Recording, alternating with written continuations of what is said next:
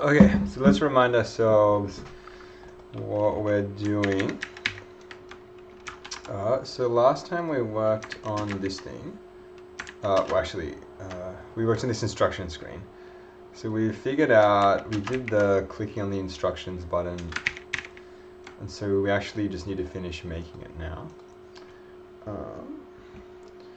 So we've got these images of the mouse with the buttons. So now we just want to include some screenshots of what each of these actions do in the game. So in particular, and then we'll just add those as images. So if we go to zig out, binary, launch it. I just want to include a picture that the left click is dragging one of these things. And then I want to include a picture that right clicking cycles through these. So we'll just have to take some screenshots, maybe just merge them together some way, and then just like include that as an image in the game.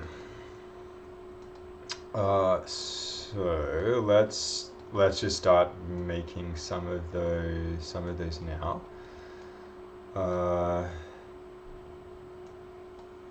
I kind of want in this screenshot the mouse position, the image of the mouse to be large-ish. So I think this size should do. And then I reckon a picture like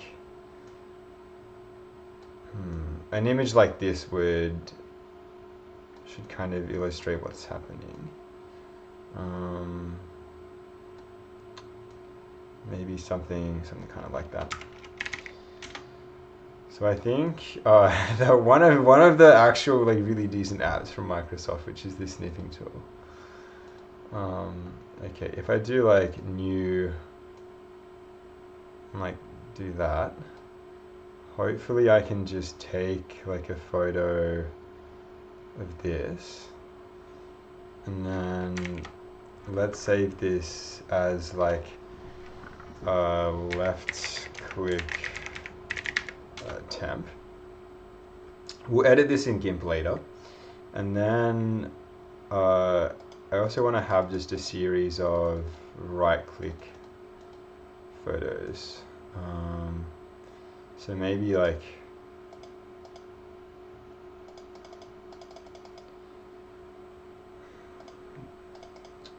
we just have like 1, 2, 3 in a row. Where like the mouse is, where the mouse is like bottom left corner again. Okay, so we'll do like new 3-second photo. Oh, hang on. Is the mouse actually going to be a part of these images? Okay, if not, that's okay. We can just add it in as an extra layer. We'll see. So we'll do like right click 1, then do another one.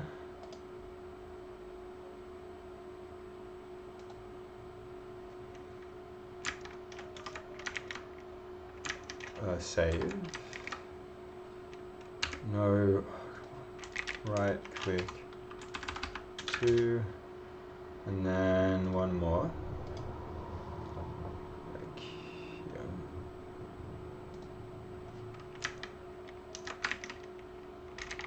Right click 3. Okay, yeah, it looks as though the mouse isn't saving on those. Does print screen actually do that? What's the shortcut for print screen again? It's like, let's see, print. Wait, it's a button on the keyboard. What am I doing? If I just do print screen button on keyboard, does it include the mouse? No. Is it like taking a screenshot on Windows that includes the mouse? Let's do this.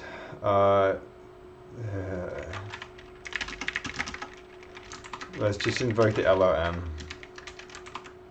I don't have time. Yeah, no, we've... Okay, here it is. Press Windows key and print screen. Okay. Just did that. Let's see if it actually appeared. Screenshots. This one. Where was the one I just... Okay. Serenity now. Serenity now. I just want to open this in iframe view. Thank you very much.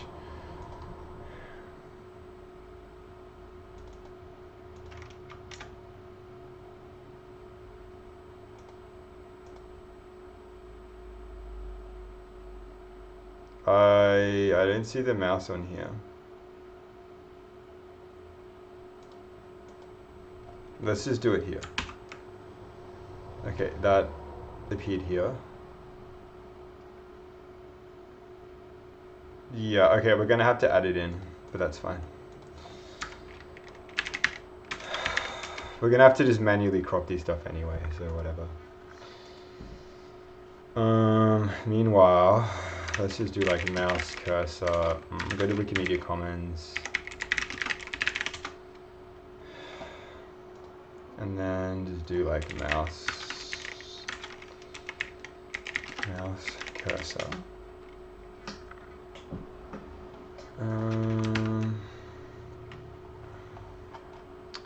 License, no restrictions.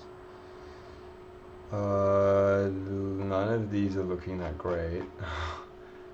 Okay, technically, if the icon is simple enough, copyright cannot actually be claimed because it's classified as simple geometry. So we might just, for example, this is simple geometry.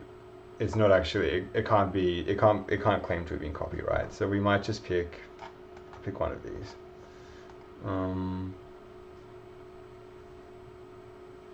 This one, okay, this is also simple geometry. Yeah, let's go with this. Yeah, save this. Save this in images. Mouse cursor. We'll still do the attribution. Where is it? Images. Oh, here it is. If you want to leave, Kitty, you can. You can. The door's open. Okay, now I have that. Let's start doing the screenshot stuff. So open as layers. I guess pictures, screenshots. Let's do this one first. Then open as layers. The thing that we just saved.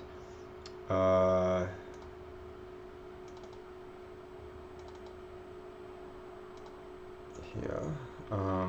But yeah, this one's huge. We'll crop it. That's fine. Let's shrink this down to like 200 by something. Oh, where is it?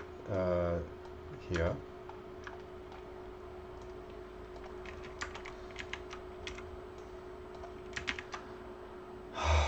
Serenity now.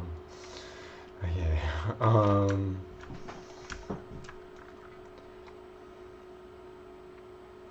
This kind of looks bad enough that I'm almost tempted just to actually just draw over all of these individual pixels, what they should be. That's probably a bit excessive. Maybe we can actually just take a really low res version of this and save this instead. Yeah.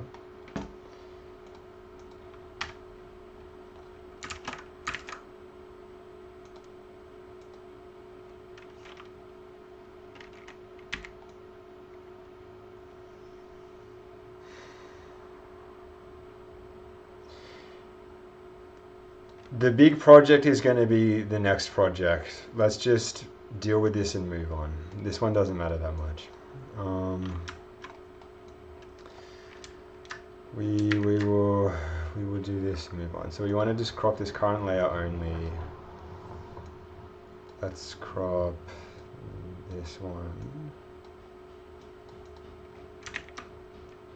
Okay, and then we'll save this as what?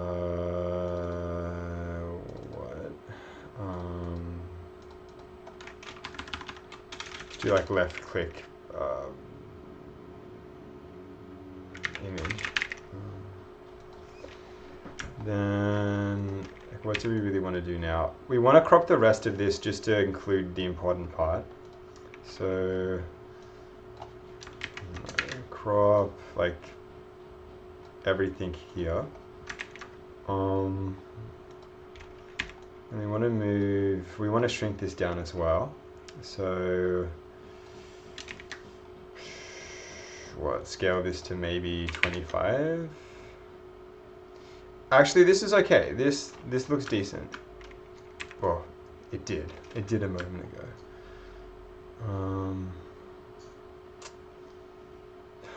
This looks really terrible.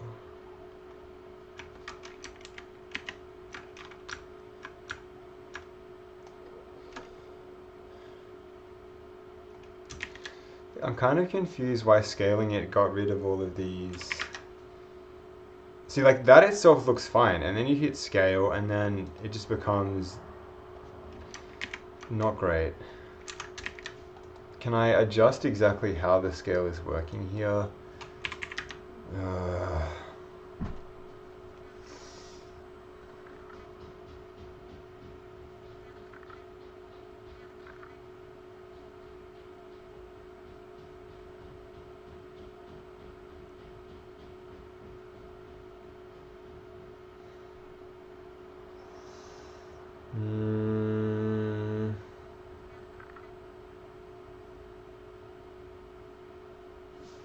We'll just deal with this. We'll just accept this is what it looks like and move on. It's not the end of the world. Okay. So then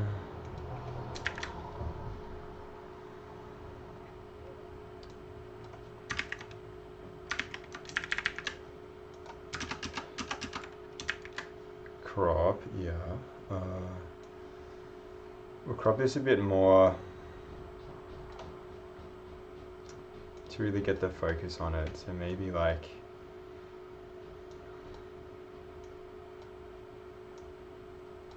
maybe this would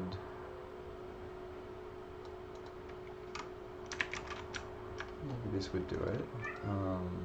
Delete.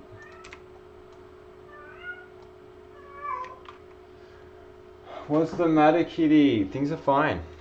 Things are fine.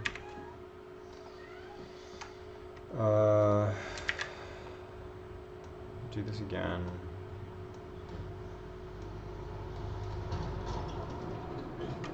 Okay. Image crop to content. Okay, let's export this and move on. And yeah, like I'm just thinking if we're going to change the color schemes eventually, we may have to redo this, but for the moment we will push on. Let's just get rid of this stuff. This stuff isn't needed, right? It's fine. Okay.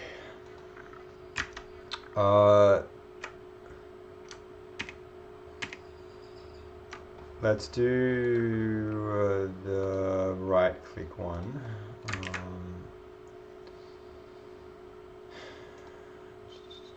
Just pictures.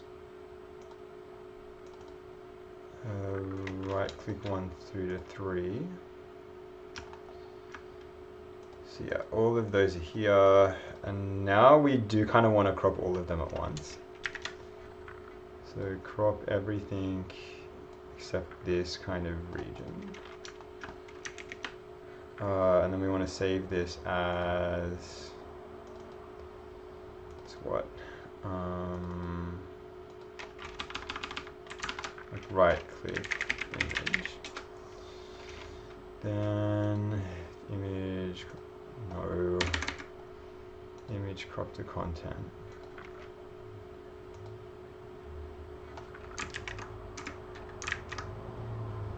If this is crop to content, why is this huge orange rectangle appearing?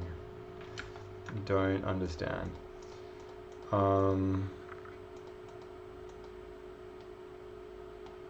Okay, rectangle has gone away. So I think for this, I just want to have like an illustration of just like the time sequence of what's happening when all of these are clicked on. So let's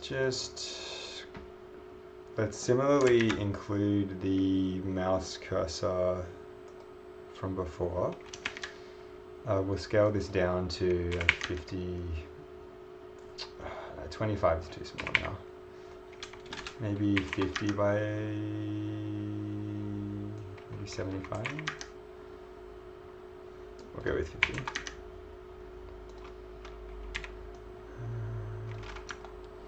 Okay, let's also crop this, but the current layer.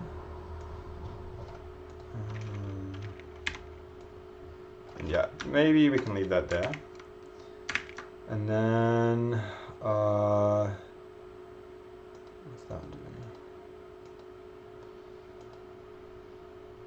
Now we kind of want to crop most things except for, we want to just be showing what's happening to this tile and not much else. So maybe we just leave that there. I'll move it over here. Then we can repeat for this one.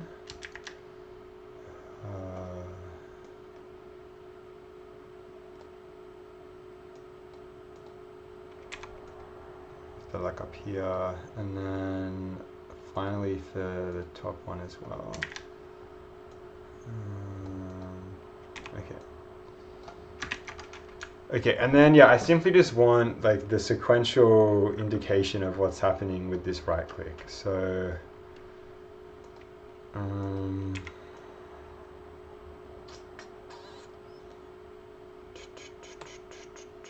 let's add a background.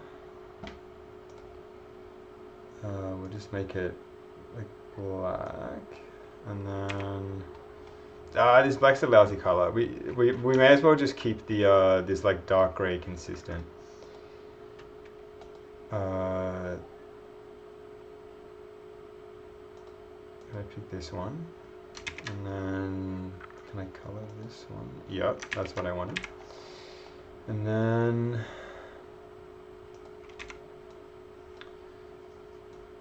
let's see, we have like 1, 2, and then 3. And then I want to duplicate the mouse a couple of times. So we have it here. Duplicate the layer. We have it here. Duplicate layer. What's this layer group? We don't want that.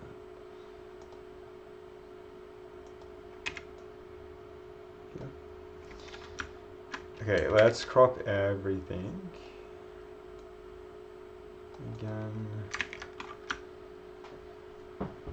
And I think this will do.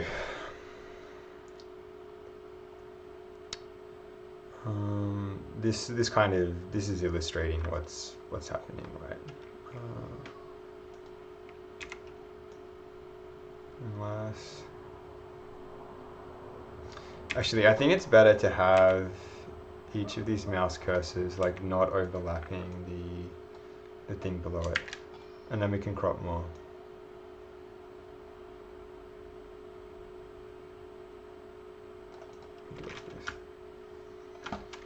Okay, let's export this. Right click, image, PNG. Okay. Now let's convert these to the QRI files.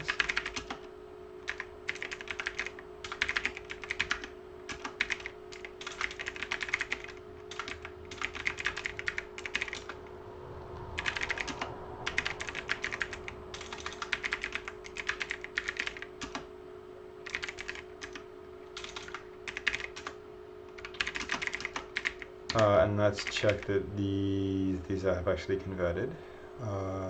Seek image viewer. Yep, this one has. And then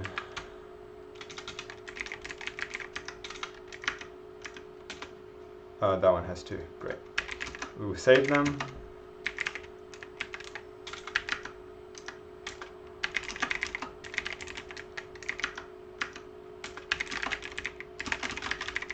I added like instructions, images.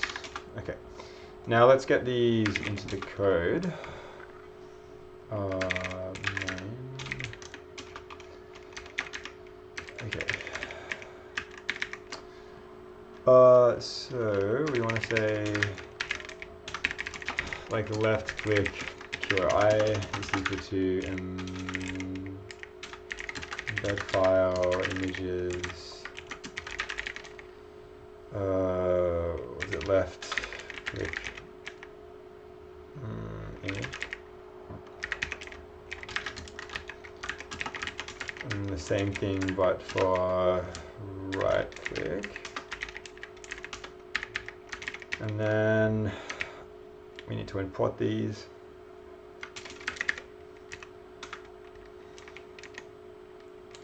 What just happened? Constant. Let's call it left click header. y.comtime image parser. Left click. Likewise, do it for the right. And then now's the part where we need to like initialize the image file, convert everything over, etc. So now we want to do, we don't need this. Let's just remind ourselves, see out binary.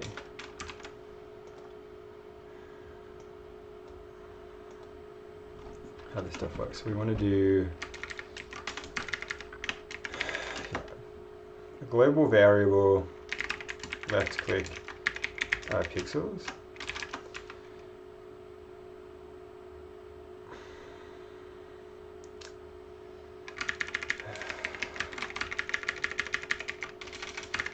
Like for the next project, I'm going to have to rewrite all of this QRI stuff so I don't have to just constantly define like widths and heights and everything. This is becoming tedious. Let's do left click width.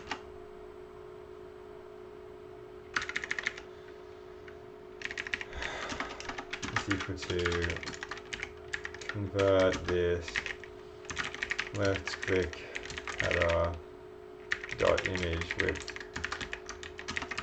Likewise, do it for that. Likewise, do it for this.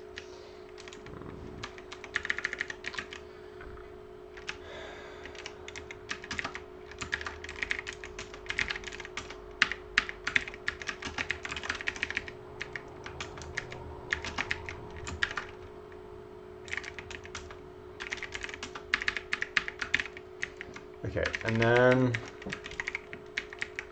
we want to say this is now left click width times right click left click height. Pixel is undefined. Likewise, we want to just do it with the right again. Okay, now that's set up.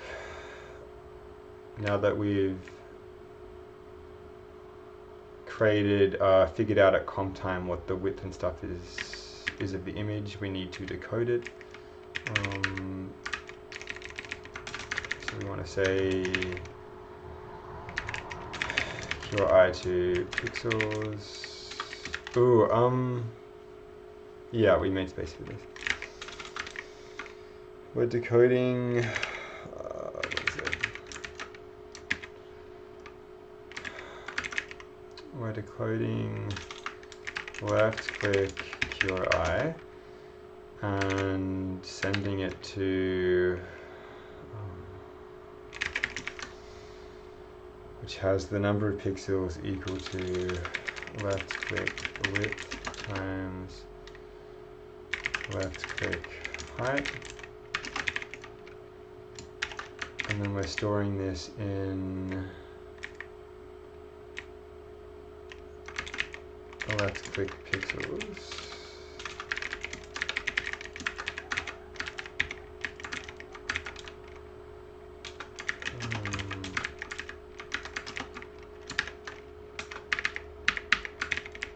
Okay, we've now decoded those, so we want to actually convert them into raylibs image types. So we just want to copy past this code.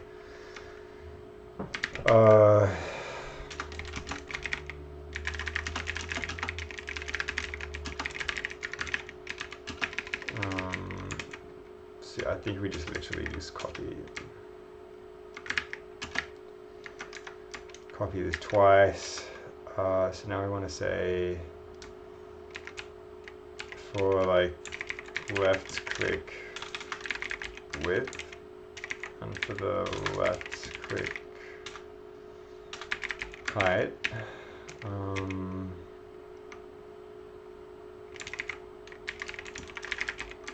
do that. Left click image,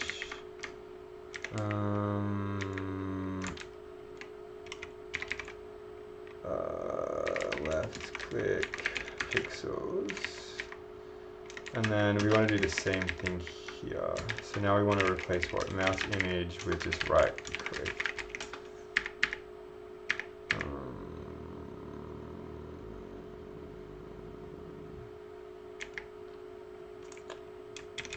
I think it should be called right click image. Right? No, what did I call it?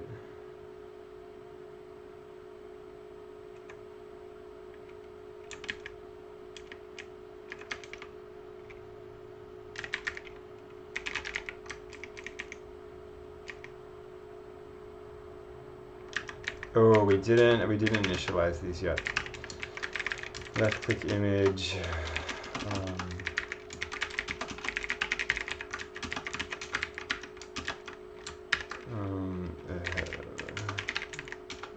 Okay. That was totally unnecessary to do all these Emacs commands, whatever. Okay.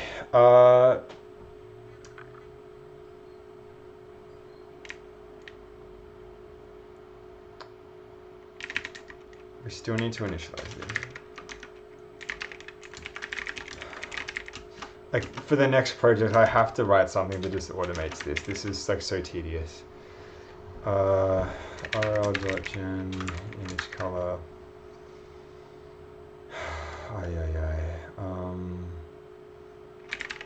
Left click header.image width. Header image height. And we'll just make this, we'll initialize it transparently as well.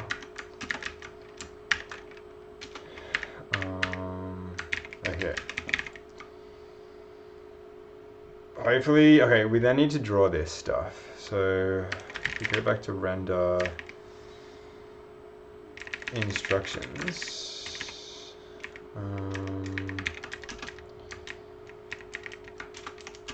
Draw the instructions images. Let's just put these on the screen. Who cares where they go exactly at this point? like left click. Oh, hang on, we haven't yet converted these to textures. There are so many steps. This is annoying. This is really annoying. Left click, texture, texture 2D is undefined. Whatever, it's just right click texture, and then we need to initialize these, or rather we need to set them.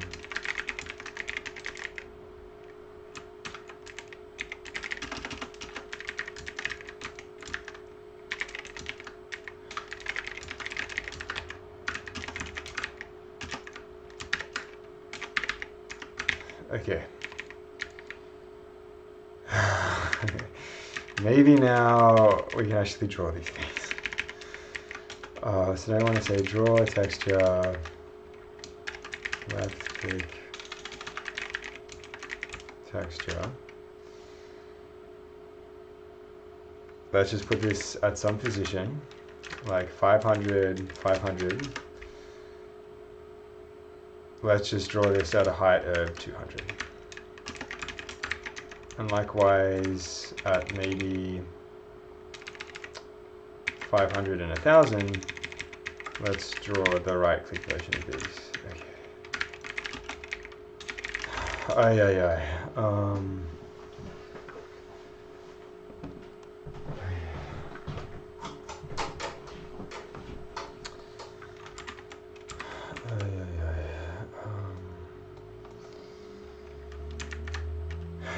Where are we? 3, 4, 5.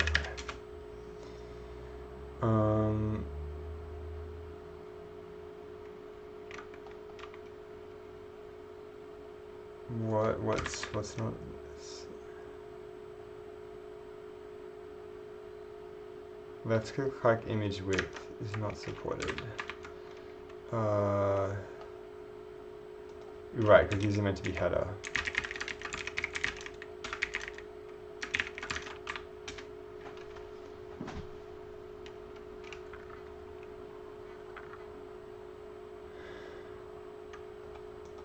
Okay, and great. These are drawing on the screen. So that worked. Okay, I was afraid something was going to go wrong. Okay. Now let's actually specify the positions of these in some more sensible way. So we can. I think we want to draw these. I want to draw these at. I want the middle of these to be the same as the middle of these mouse images that are getting drawn. And we can probably just vertically align them, horizontally align them at the same place as well. So we might just say, like left click pos is equal to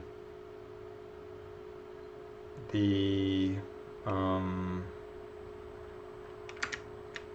mouse 1 pos. Okay, so we'll say the mouse 1 pos is equal to this thing.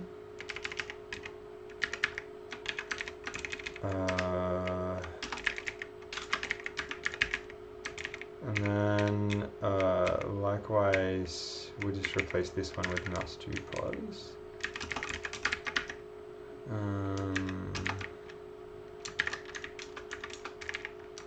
And then we want to say this left click position is going to be mouse 1 pos with the we want the Y version to be the same, and then maybe we draw this at 0.75 times the screen width.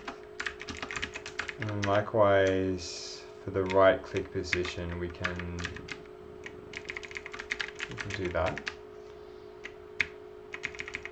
Left click pause, right click pause. Okay, let's do this.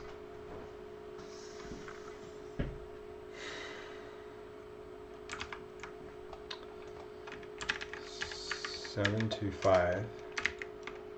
Oh yeah.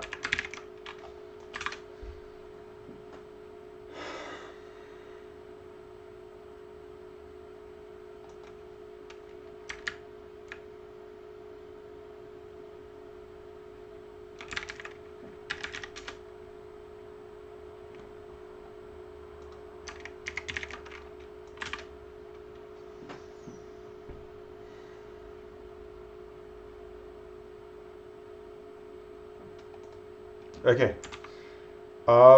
Yeah, I kind of feel happy-ish with this. Oh, except that the height is not yet dynamic. But at least in terms of the positions, that's like... I reckon once we make the height better, this should work out. But otherwise, yeah, that shows what the left click is doing. This shows what the right click is doing. I'm okay with this. Okay, and then for the height of this, why don't we just say instructions height is equal to 0.3 times the mouse height.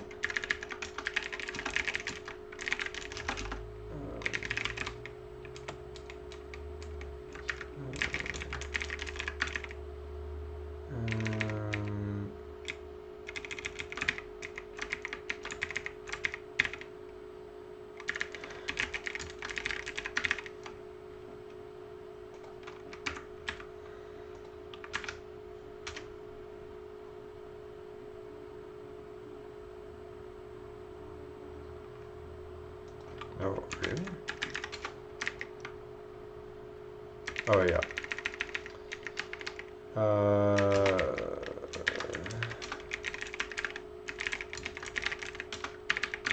Okay.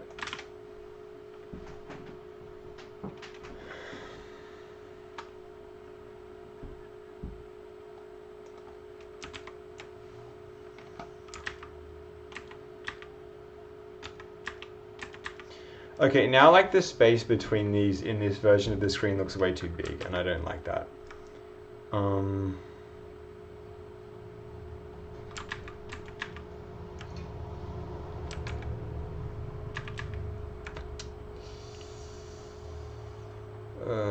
What to do?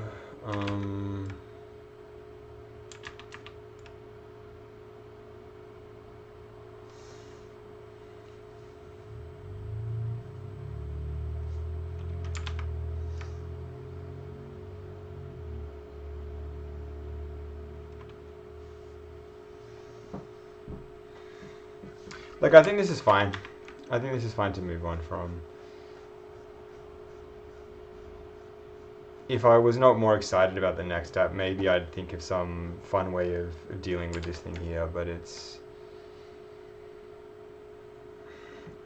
The solution would just involve taking some minimum so that, you know, like squishing these two together, and then...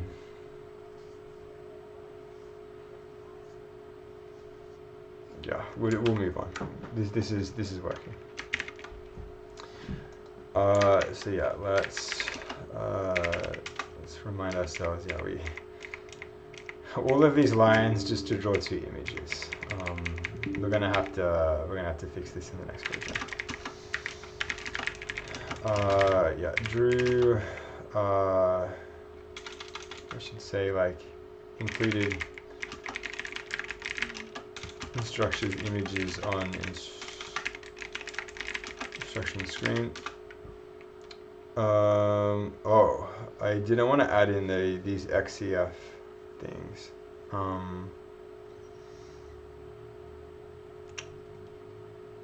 This was like one of the few times I didn't do git status, and then I added all of this crap.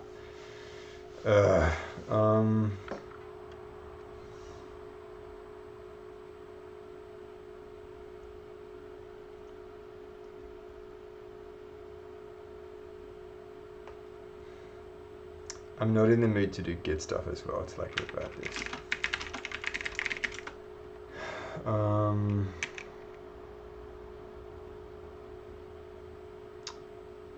Maybe I can do it. Is it just like git revert, then the version of it? Ooh, but I like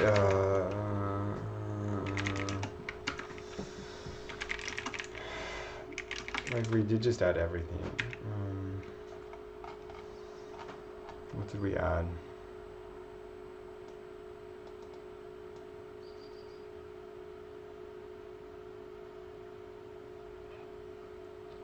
I guess these are fine, even if they're redundant.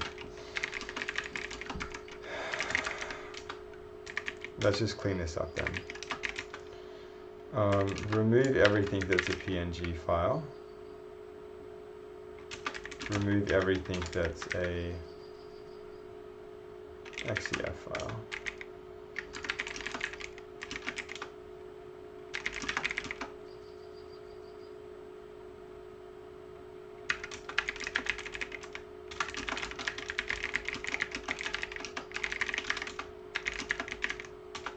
Okay, now I can push this to GitHub.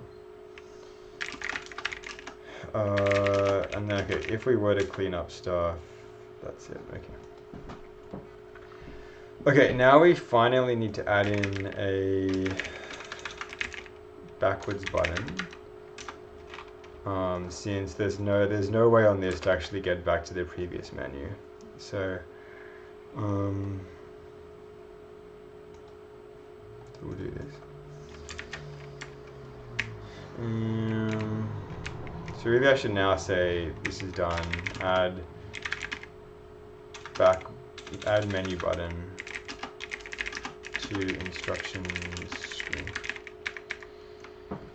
And then we can finally get this thing done by doing the best part, which is making some levels.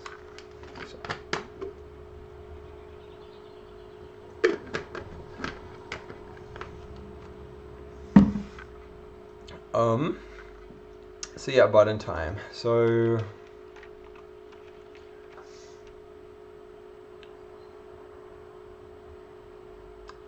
I think we can actually just render the same menu button that happens in the puzzle screen version. Since we're calculating its position anyway, the position will basically be the same. We'll just need to also copy the detection logic. Okay, so when we're rendering the puzzle, we simply just do literally that. And so similarly for the instructions, we can just add this in here. And menu button. And then we need to copy over the detection logic for it as well. And where's that?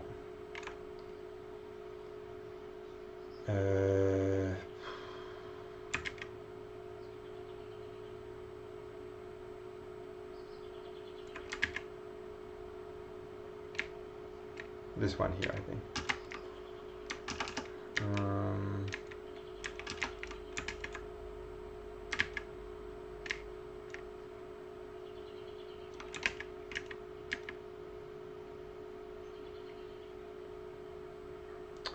Do we even have a process instructions hover clicks? No, we don't. Okay, so we do that now. Process instructions hover clicks. And we just do that. And that kind of has, that's kind of it, I think. Dig go done.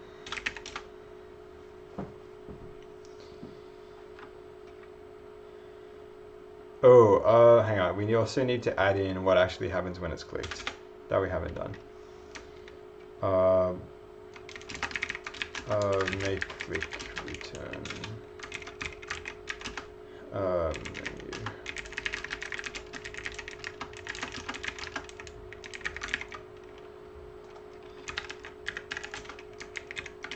We forgot to add in a void. That means going to the void tally.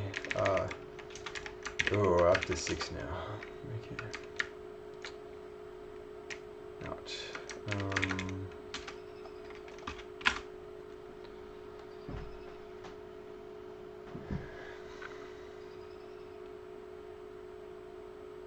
Okay, so it's drawn. The hovering happens, but clicking on it isn't doing anything yet. So let's just do that. We just want to say, what if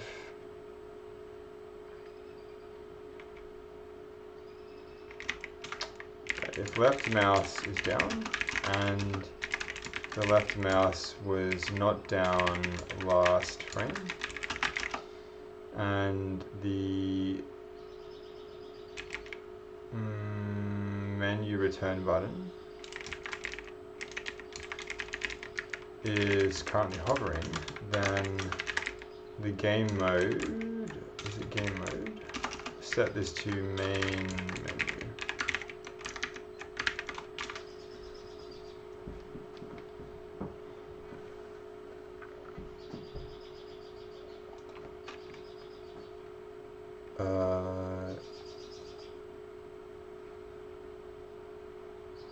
Oh, it's hovering.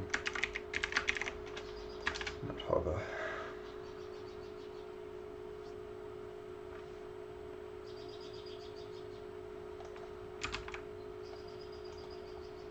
Great.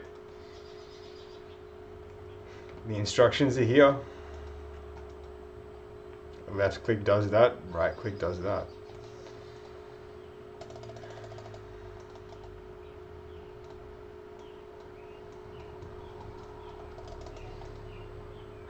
Finally, it took us a while, but now we've done it. Okay, so git status. Yeah, we did just do all of that.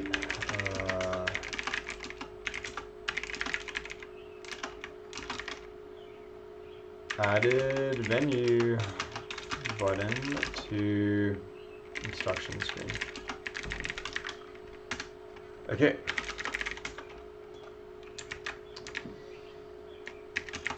Okay, finally. Now we can actually make some levels. Okay, I want to like update the name of the stream then. So what should we call this now? Where's like the stream manager on Twitch? I will do it on my app. Wow.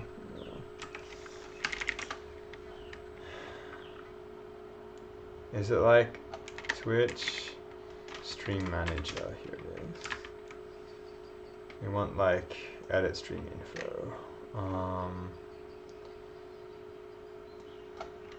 Making 4x4 Sudoku puzzles in Zig-like. And then we can say like in Zig. Okay.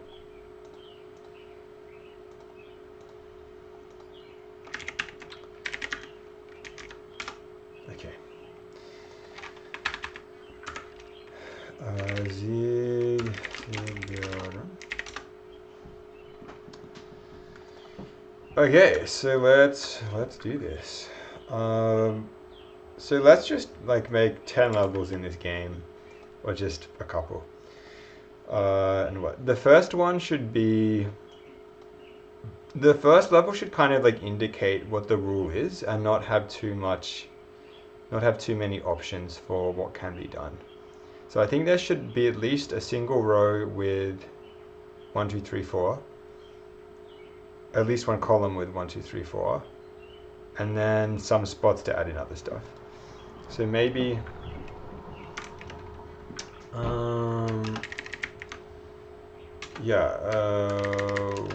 what should we do? Let's just add in some blanks. Maybe this middle row is for 1, 2, 3, that. And then maybe this column here is like 1. Because I should be pressing the insert button. 1 for, that won't work. 1, 2, 4. And then we can have blanks in other places. So let's have like 4 blanks. So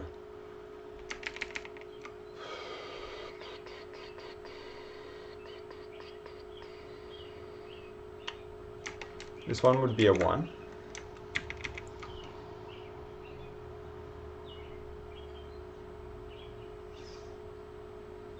Let's fill this one in. We could try making this a 3, this one a 2. And then we could make this top one a 3, this one a 4. And yeah,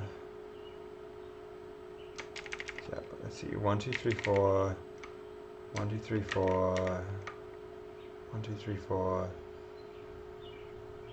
Fine, fine, fine. So I guess this one would have to be a 1. This one would have to be a 3. This one then need to, oh, I've now got 2 1s. Let's construct this in a different way.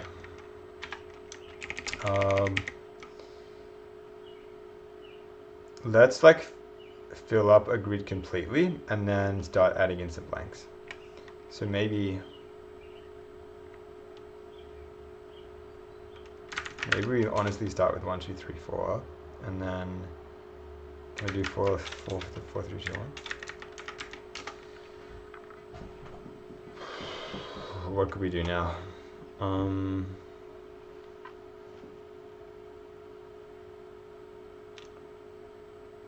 Does this determine what it needs to be? Let's say we went with 2 and 3. Then we could have 1 and 4.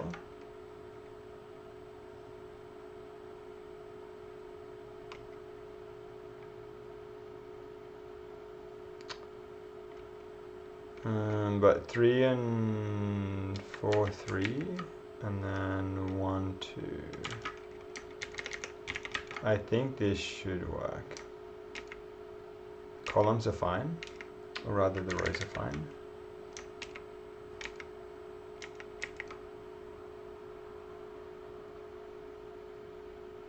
Columns fine. Rows are fine as well. Okay, so then for like the insert some gaps.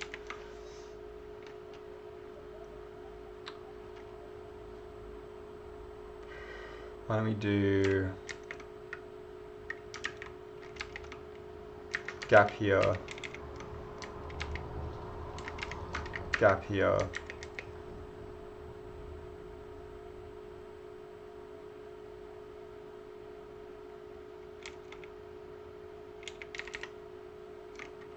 gap here. Okay. So we'll make that a 0, 0, 0. Okay. Let's load this.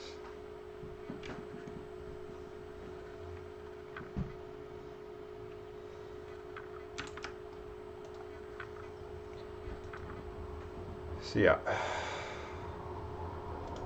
This has to be a 2, and this has to be a 1, this has to be a 3. Problem solved. Okay. And then, what should we do next one?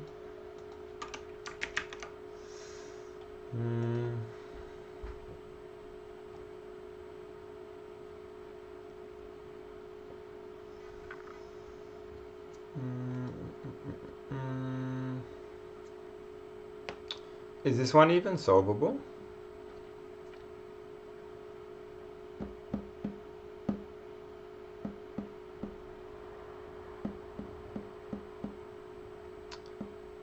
I mean, let's see. The 1 can't go here, so... Oh, no, this is not solvable. Because a 1 would have to go here or here, and neither of those are possible. So this one's impossible. Let's clear this out. How could we go about this one?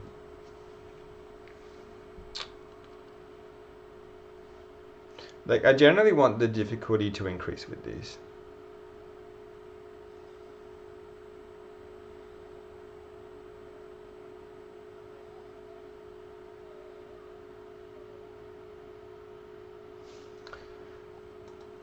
So yeah, this previous one, only 3 gaps. Maybe this one should have like 6 gaps or something. So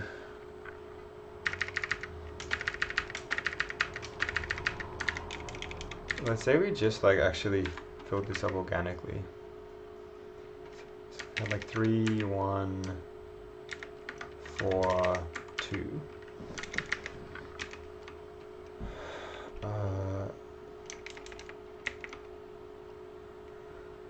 How could we try solving this one?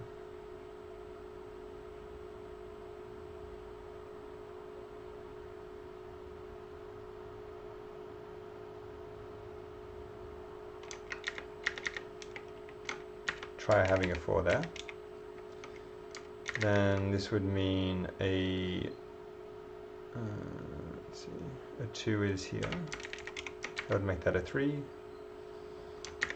This would make that a 1. That would make that a 3.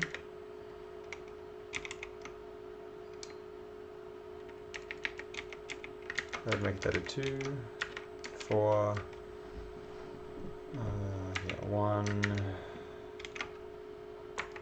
3, 4, and 2, 1. Okay. So then let's add in some gaps.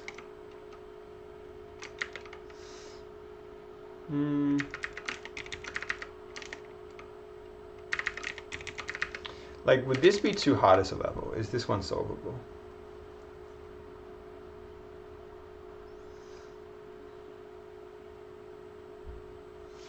It's kind of repeated as well, which I don't like. But this entire one is repeated. What if it was like this?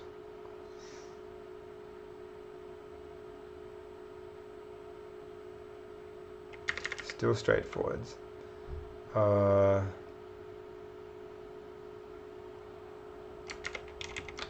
What if it was this? No, this one's already, that one's a bit too hard. So maybe this.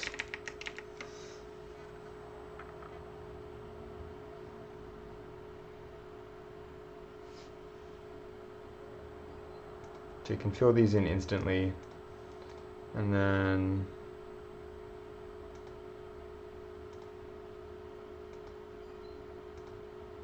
yeah, this one is still easy.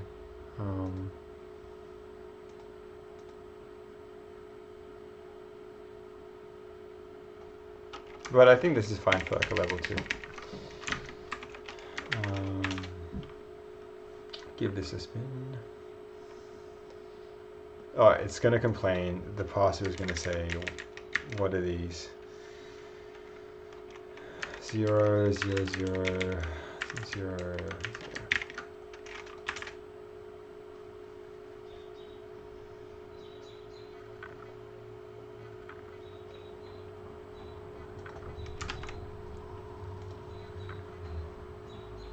So yeah, let's see. So that has to be a 4. This has to be a 1. Therefore, this is a 3, 2, 3, 2. Great.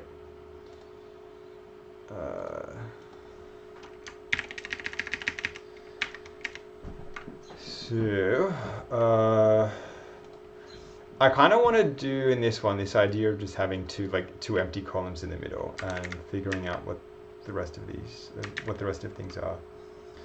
So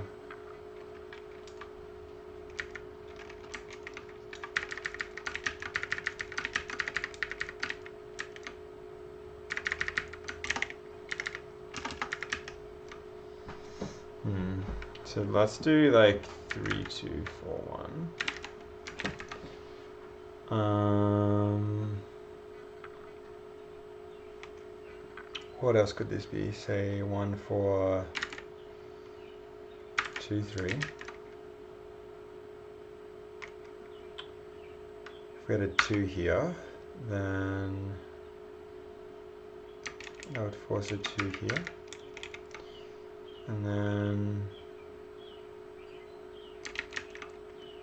that would be a 4. Which means this would be a 4. Which means where's the 1 and the 3? We get to determine this. We did 1, 3 here, and then 3, 1. Is this okay?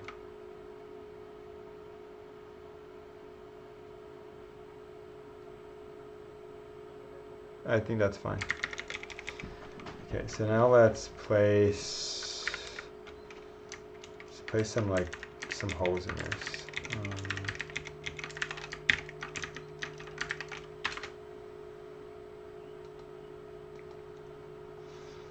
See what this one's like to solve.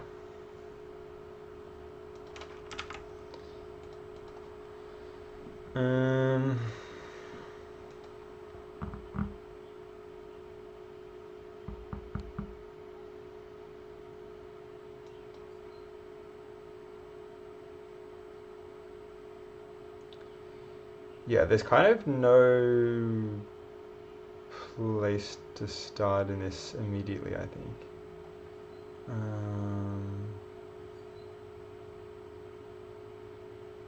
Maybe there's more than one solution as well. So say this is a 4.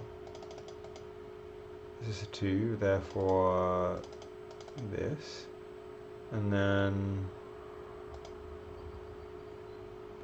that could go there, and therefore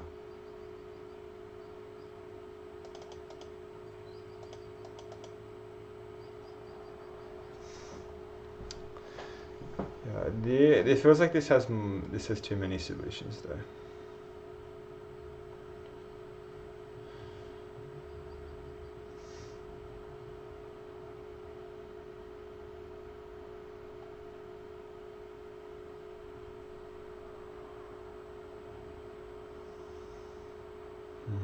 What if okay, what if we just included the diagonals and everything else was blank? That is to say 3 blank blank 1, but then blank to 4 blank.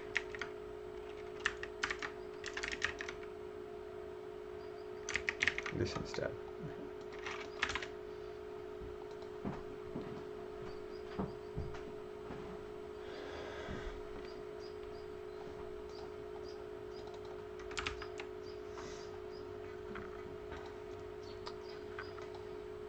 Yeah, okay, so now we've gone from like 3 blanks to 6 to 8.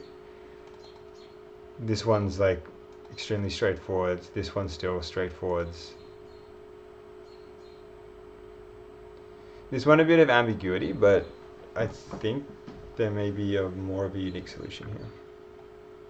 Like this one isn't as open as the previous one. Okay, you can determine that's a 2, and therefore that's a 3. Therefore that's a 1. Therefore that's a 4. Therefore 3. Therefore 2. Therefore 1. Therefore 4. Okay, this one, I like this one. One worked. And then new idea needed.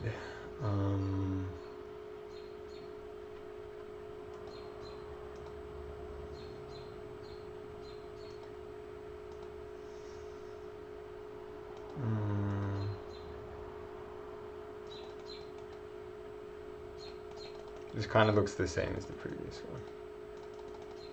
Yeah, it is. Similar to level 1. Okay, let's like rotate that then. So 4 1 3 2 3 2 4 1 2 3 1 4 1 4 2 3.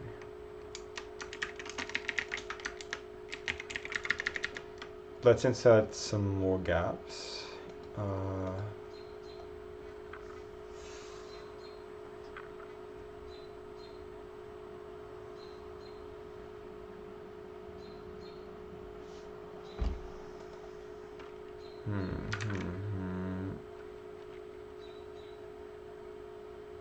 What if we had like an entire row and column missing?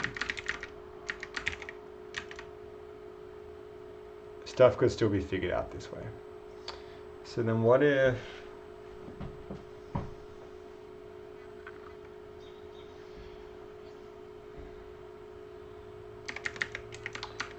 we did something like this?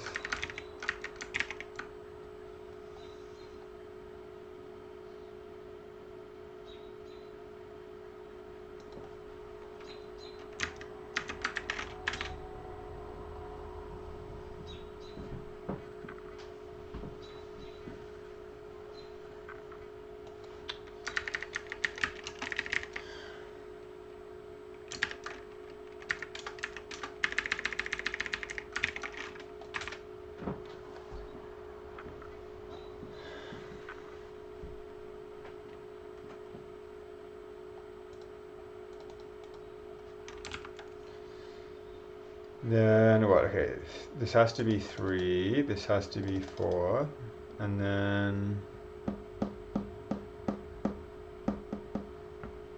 what?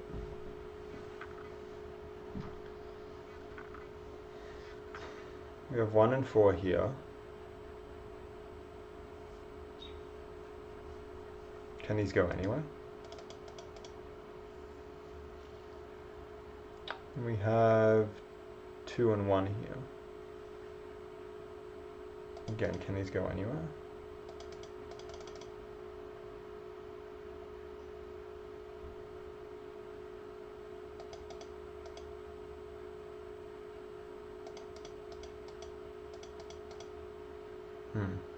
So maybe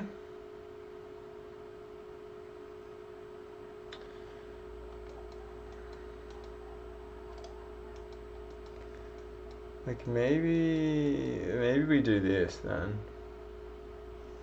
Like something else to slightly fix it.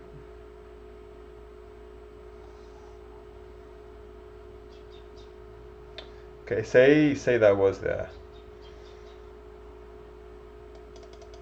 It would still get that. It would still get this.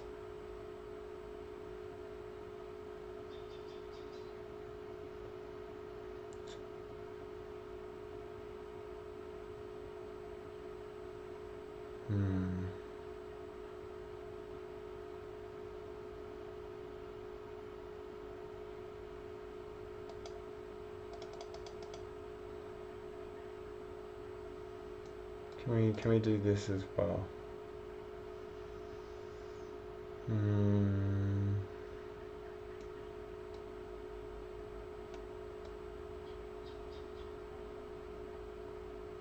I can't see any reason why not.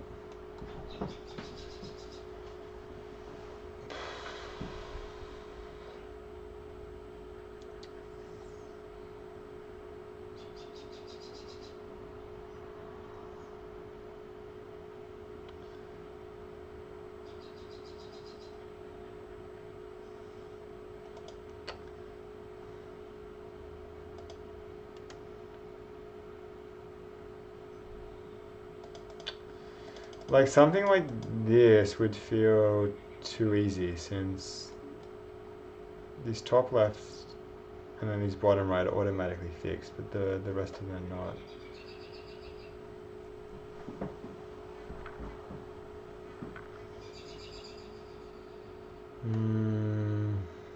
Okay, say we did do this one.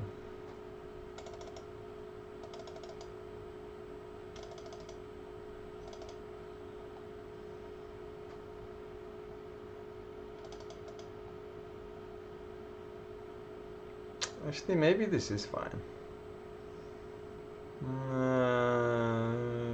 It still seems too straightforward.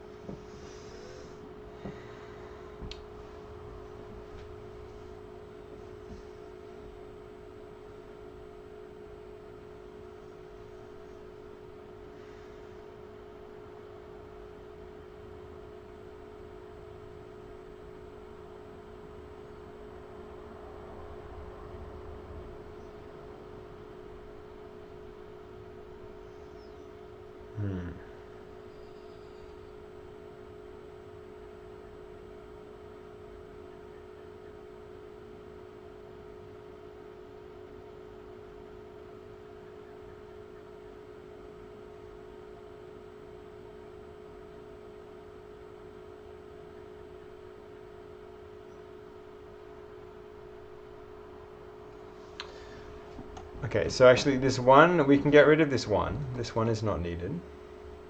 It can already be determined by these other ones.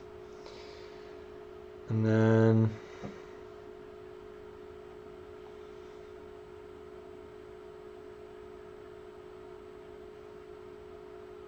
that'd give us all of these.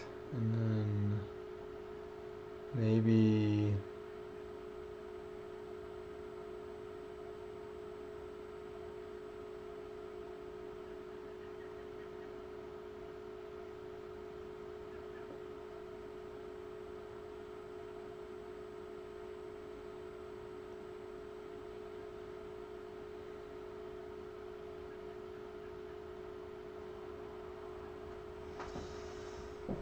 we like fix two of these, like a 3 and a 2 up here.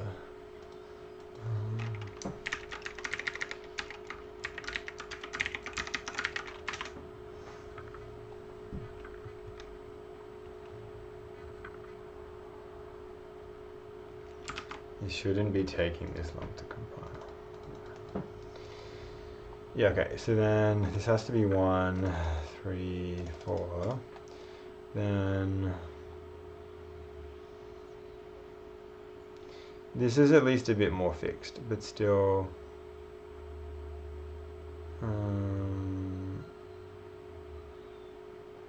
well, you can actually determine this has to be a 4, therefore 1, therefore 4 and 1, 2. Yeah, okay, this one, I like this one's fine. Okay, and then now I can I really want to start making some harder ones.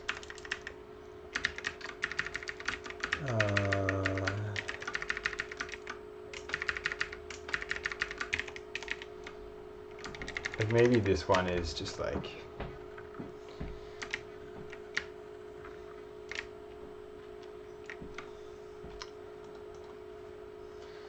so how are we going? So we had 8 places to fill here. This was 9 places to fill. Then why don't we just increase it? Like this is now like 10 to fill.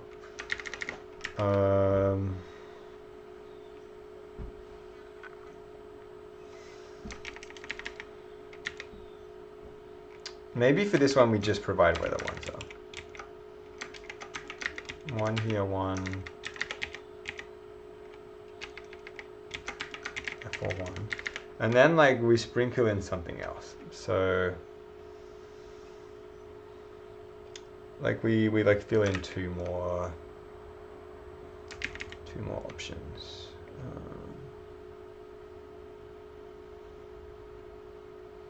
So we don't even need to do that. Like the fact that this is a 1 is already determined. And then why don't we do like 2, 2,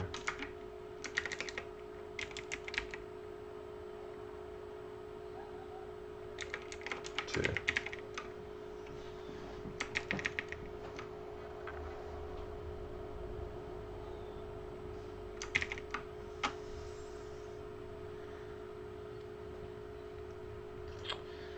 doesn't. I don't think this gives a unique solution though.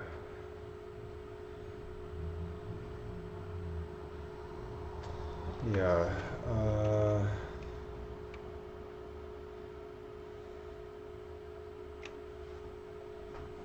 Like maybe that's fine.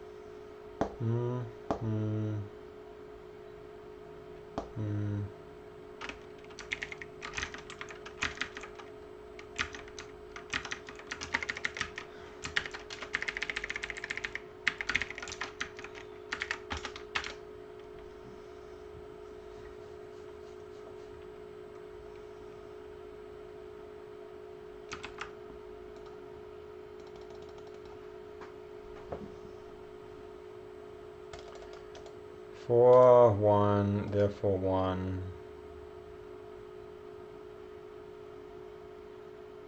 Two, therefore 2. Yeah, this is alright.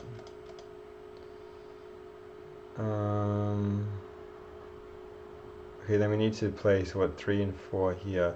Ooh, but here there's the solution isn't unique.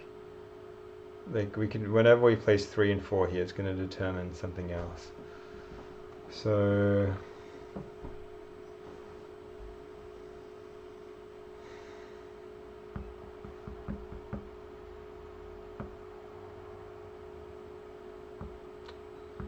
maybe we get around that by fixing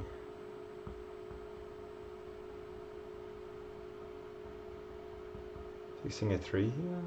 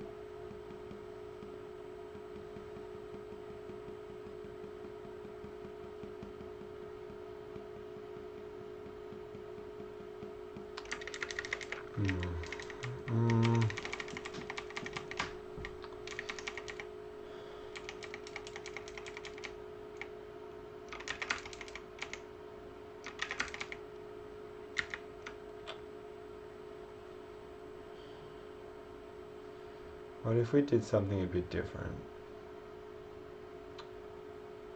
Like, what would this be? 3, 4, 2, 1.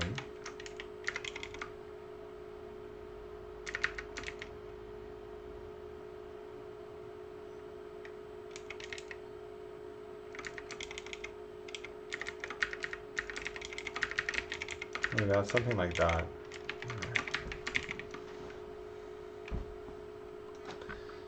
You do this, this, this.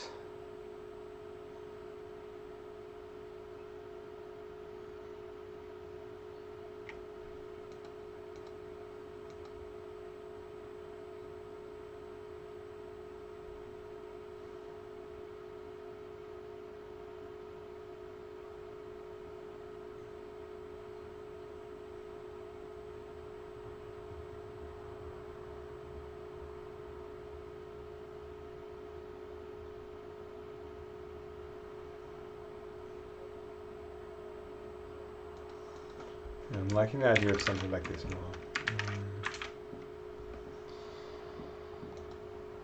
Okay. Oh, a typical error.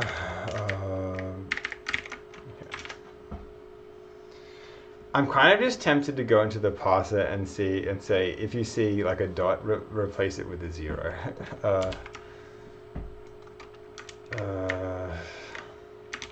I'm not actually joking.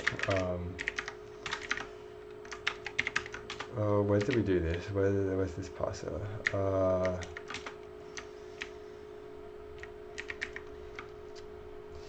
Oh no, okay. It's kind of complicated since we're doing like ASCII stuff.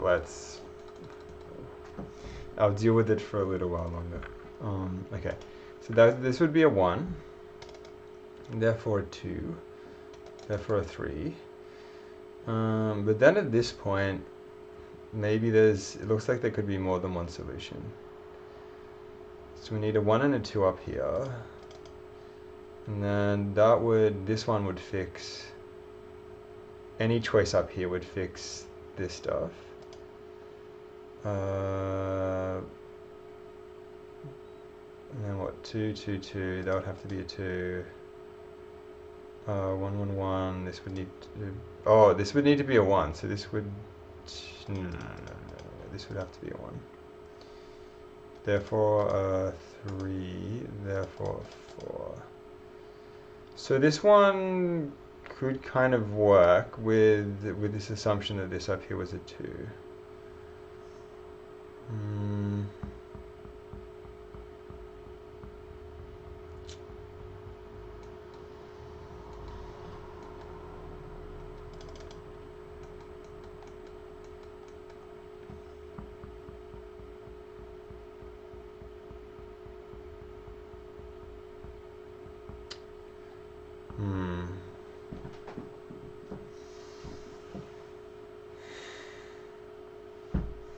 If we did set that one to be a 2 though, then this is automatically set to be a 1. Therefore this is automatically set to be a 3. And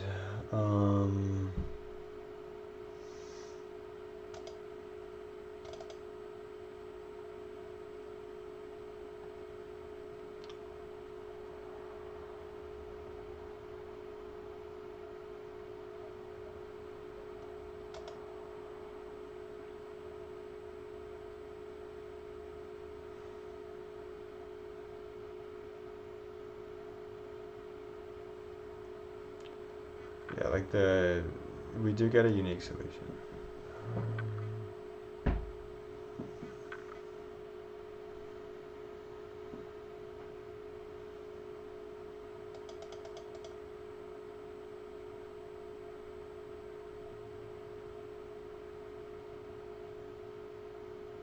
We could probably drop the 4. I think we can replace the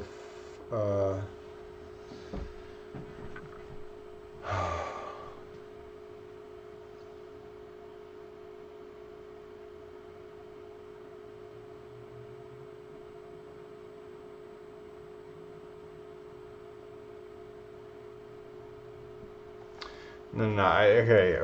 We might have to do some more advanced things. So there's a question, which is, what's the minimum number of tiles required for a unique solution?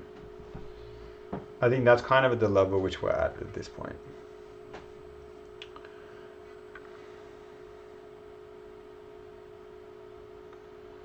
I really just want to move on to the next project, but this could be a branch to do something like writing some like solver, or just like computing how many possible solutions there could be for some given starting input. This wouldn't necessarily be difficult.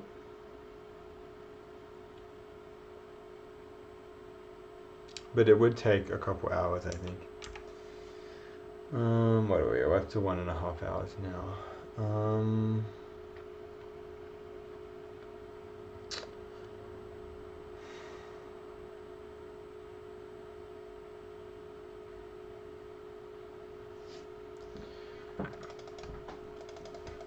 I think I still haven't developed a like really rigorous intuition as to like the rules of these things.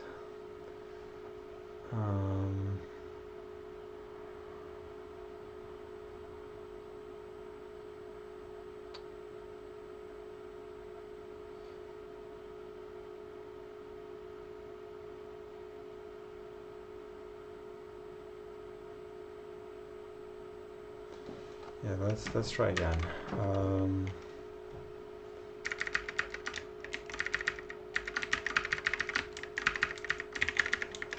Okay, so what if it's something like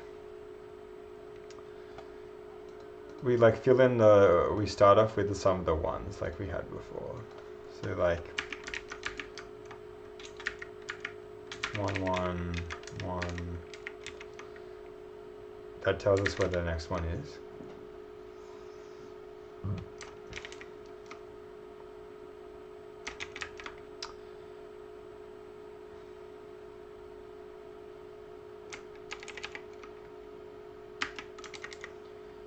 Then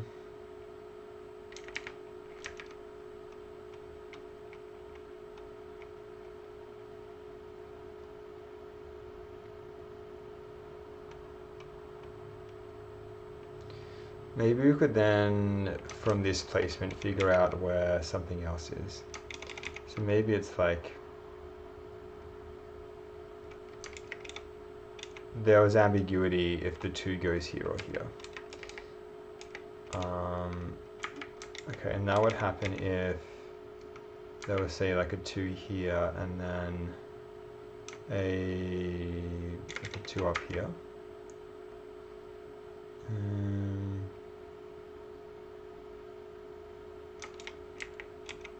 And that would force 2 here.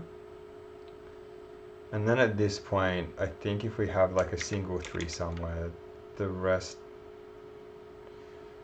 much of the rest might follow. Like if there was a 3 here,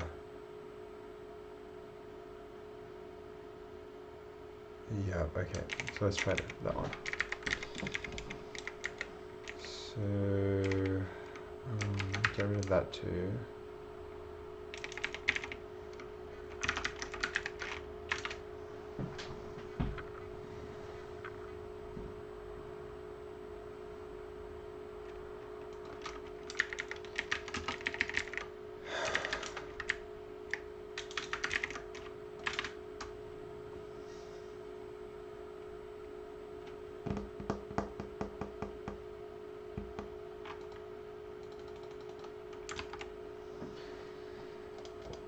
So yeah, 1, have to be some 2s here, so therefore, hang on,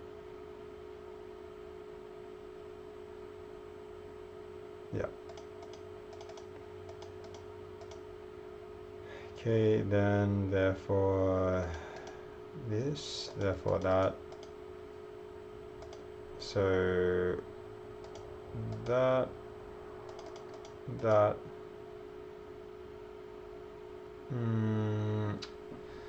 do we now have a non-unique solution? 3, 3, yeah, I think we have a choice, yeah.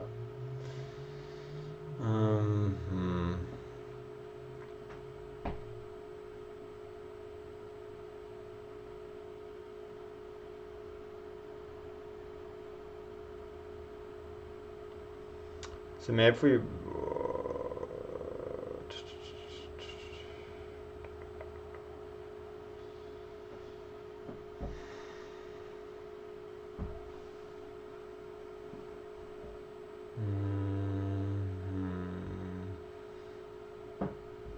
putting in like a 3 up here though would automatically start filling this stuff up really quickly.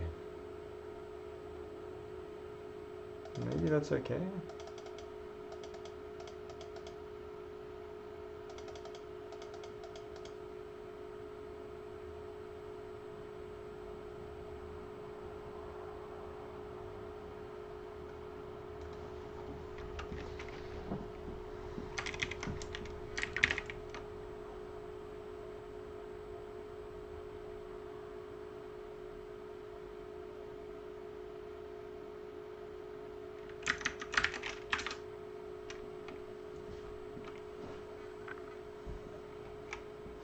Like, I feel this is the point where like some kind of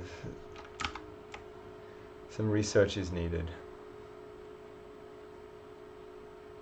Yes, like significant coding is needed. Yeah, okay, so say we just did a 3 here, then immediately a 2, then okay, using the same stuff as before, 1, okay, 2, then yeah, 3, 4. Yeah, and kind of everything's now been solved. Like maybe it's fine to not have unique solutions. It feels a bit weird.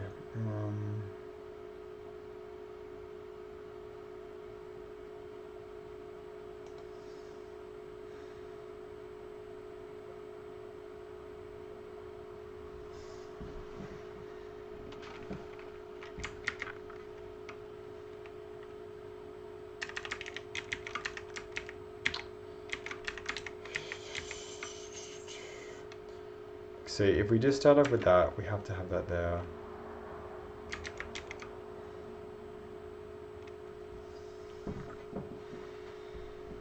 Maybe we sprinkle like the 3s around so that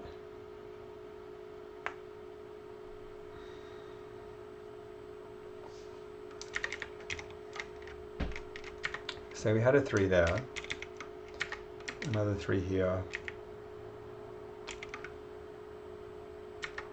3 there would force a 3 here, and then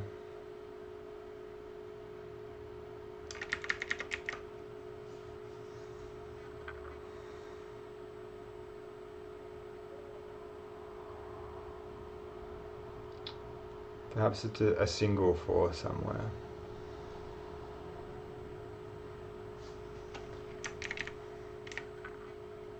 So we'll make that a 0. Make this a 0, but maybe make this one a 4? No.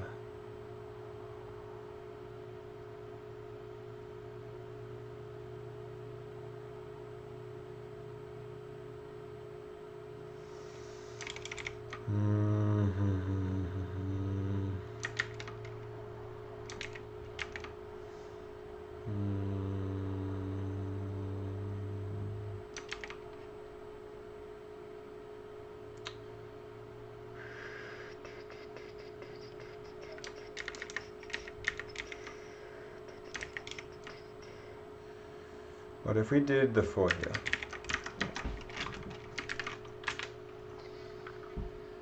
Okay, then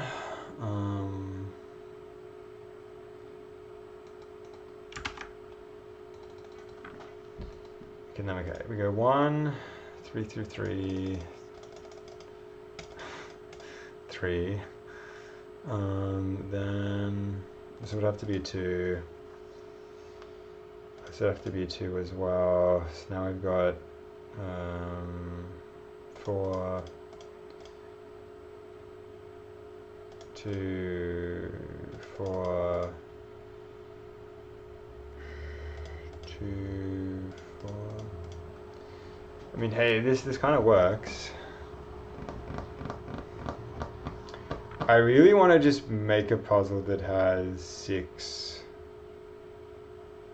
things that are filled in or less, but this is again like a one that has 7.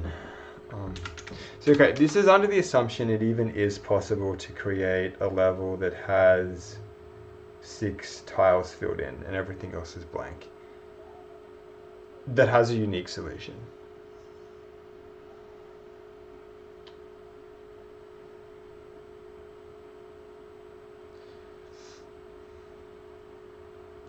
Maybe we spend like another couple of minutes trying just to like force make one before we move on or resort to more sophisticated ways of figuring this thing out.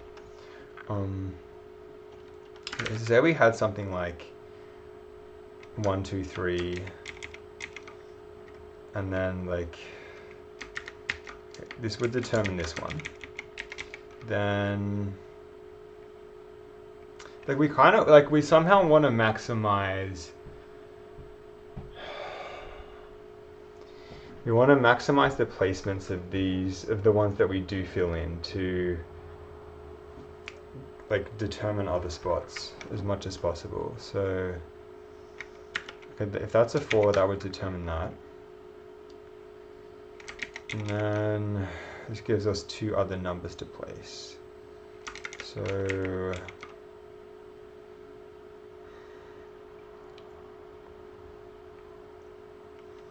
say we had like a 1 there, that would then determine that. But then there's so much flexibility as to what can go down here.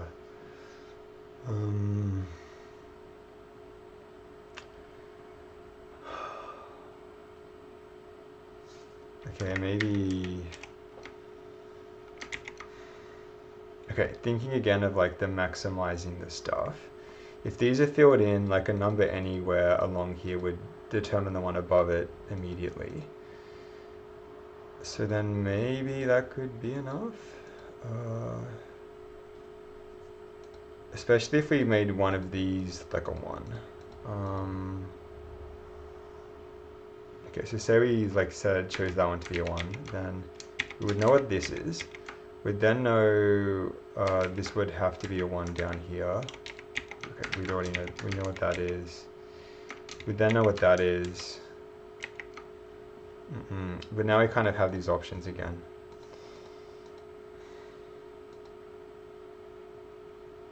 This is at least promising. Okay, let's try this one. So 0, 0, 0, 0, 0, 0 is over there. Okay, for the level parser, I need to like update some magic number from a 5 to a 6. Okay.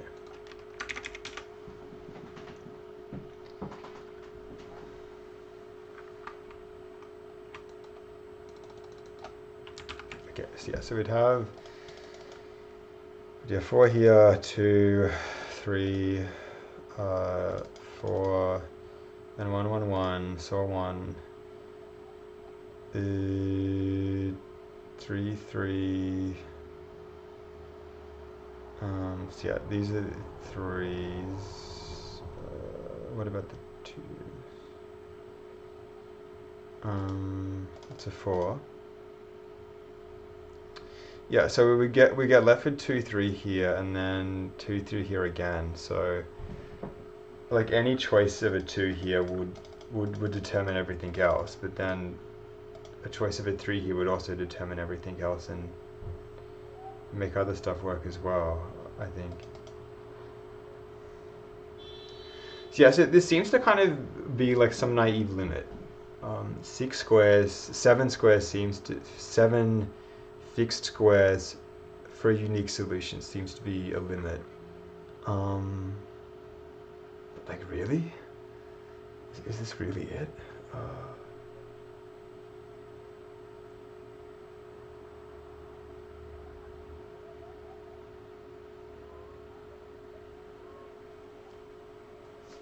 Try making another one.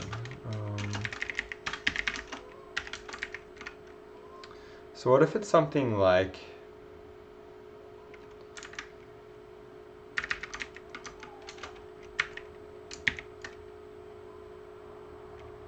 we kind of know what the top square here is, and then we have 3 other numbers to potentially place. Maybe like we know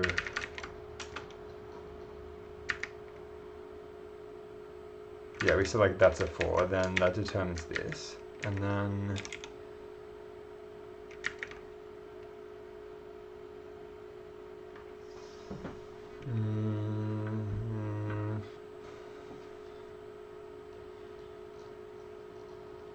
like 2 more numbers to work with.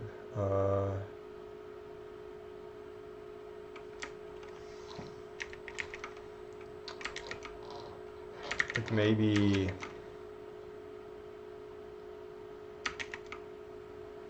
maybe say that's a 1. Then we know what that is. Would that be enough to determine these two? Not quite. Then we're already running out of, we only have one more number left to place, and then we've exhausted everything. So if that's a 3, then would that be enough? Maybe that's just a 1. Then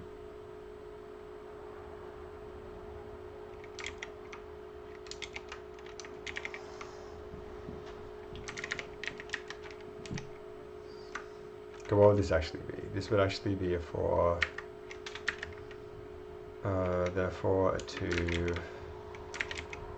Okay, but then we've got a contradiction, so maybe make that a 3, therefore a 1. Oh, this is, yeah, this is, I feel like I'd actually have to just go and think about this for a while. But the next game is more exciting, so actually let's just move on from this point. To like choosing sensible color schemes.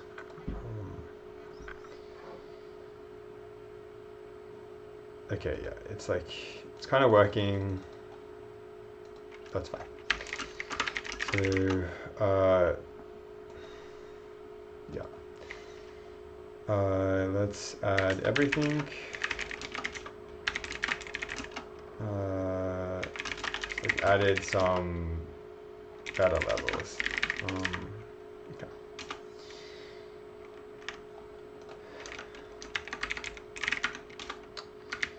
So we've done this, so now let's like choose some nice-ish colors theme. Nice-ish color theme. Okay.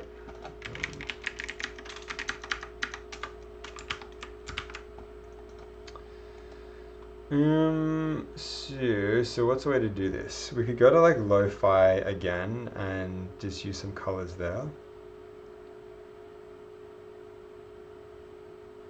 That's one option.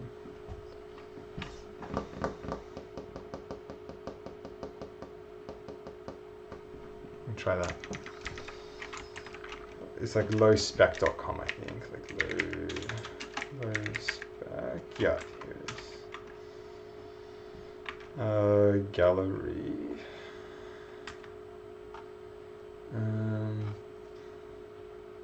Palettes.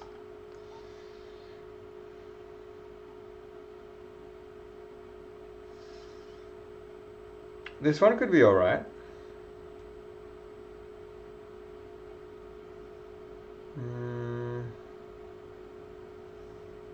Maybe like not sure.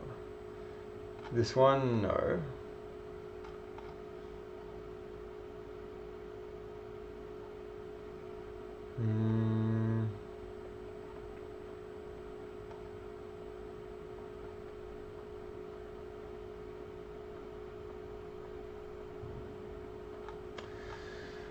Or we can actually just copy the palette from like the butterfly app we made earlier. I'm kind of thinking of doing that instead. I don't need to even do that. Okay, so let's see. What was this? What was the palette we used on this?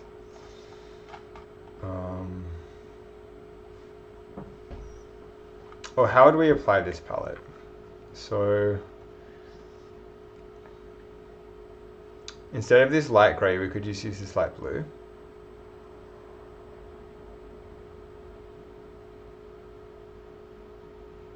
That would just be that. Ooh, like for highlight colors, what could we do?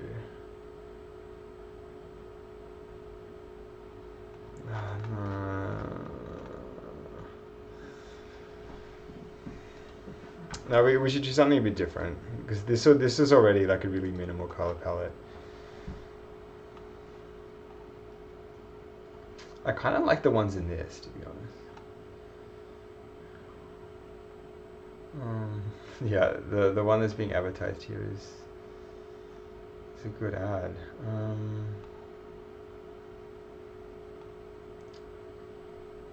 This has some nice ones. Low spec 500.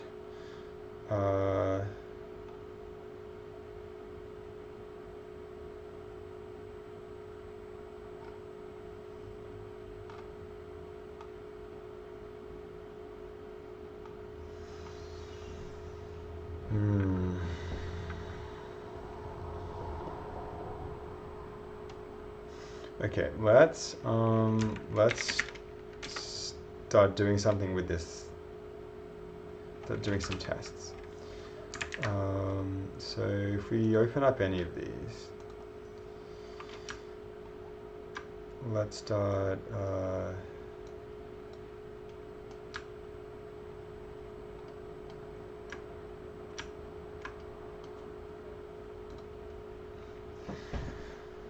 We're doing stuff. So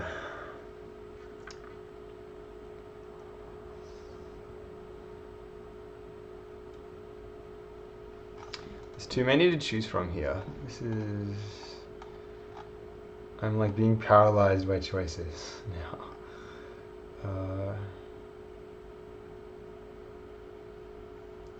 Actually, this one could be okay. Steam lords.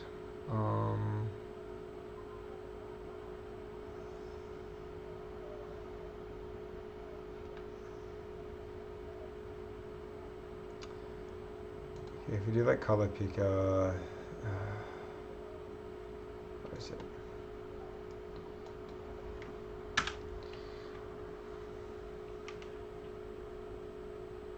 So we made the background this dark green.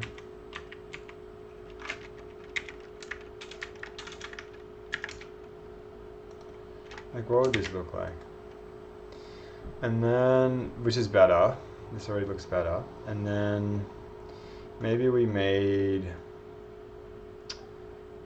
we chose like this one as the light gray. C0D1CC.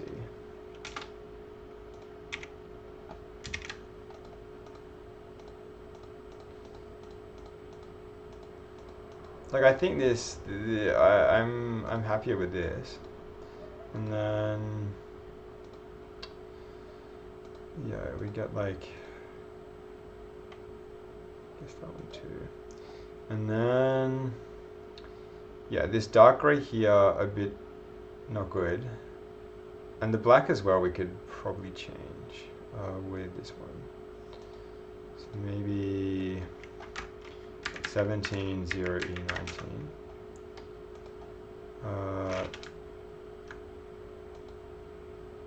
Okay, no, that's not that it's making too much of a difference, but it is there.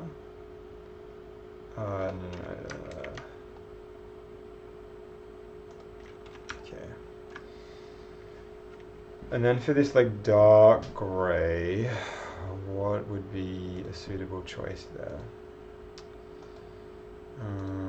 Swap these around.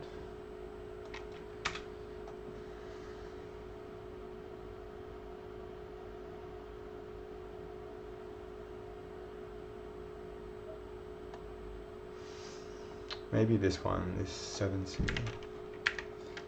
99481.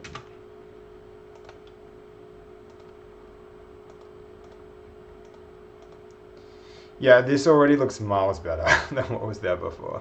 Okay, and then like this is such a significant difference. And then okay, what if we also tried out this other blue, A0B9 BA?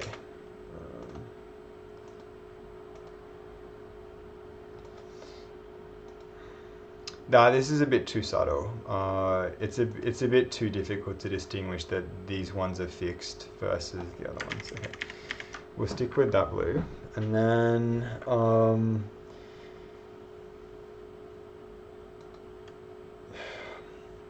suddenly it's not a great choice for these arrows up here though, but that's okay.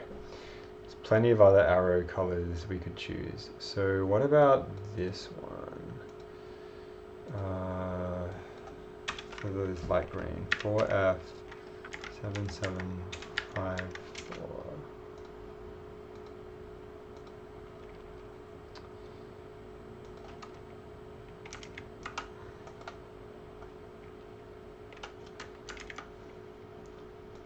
Actually, maybe this is a better background color. It's like,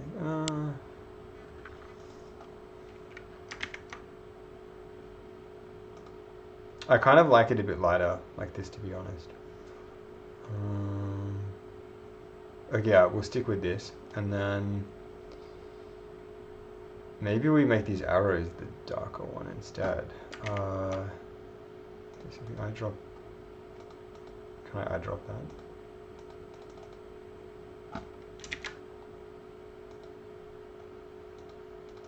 Why is this not working?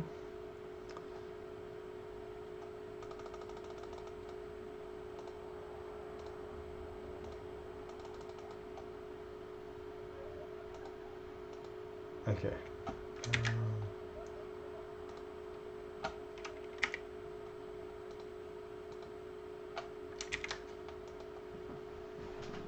Yeah. I like this idea more. Yeah, we'll use this like dark green for these bottom prompts, and then we still need to choose like the hover color. When we're hovering over one of these, what should it look like? Do you want to come inside, kitty? Can. Then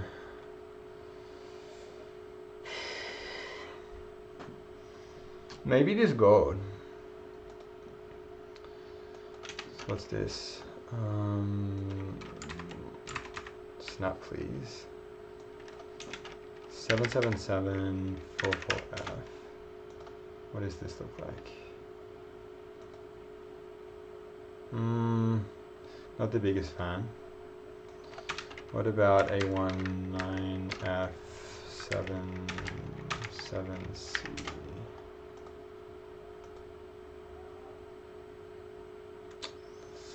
Nah, I think if this is dark, maybe when it's hovered it should kind of be darkish as well. Maybe we can just go with like the red instead. 603B3 3A.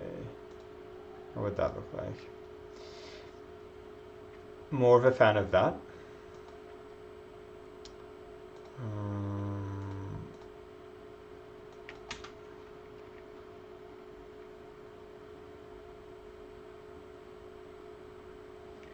So on the 77.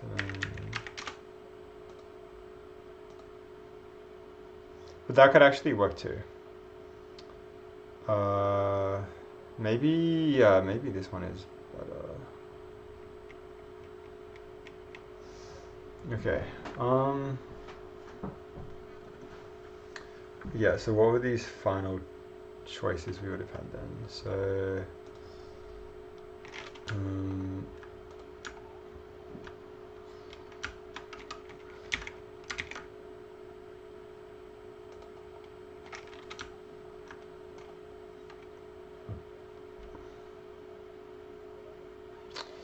yeah, I'm kind of happy with these.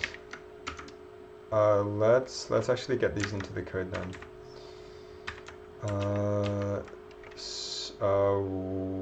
Okay. So your UI colors, let's say colors taken from the palette. What's it called? From the Steam Lords palette at here.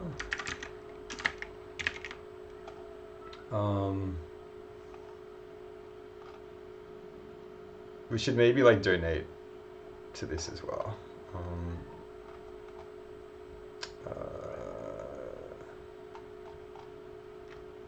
We might come back to that.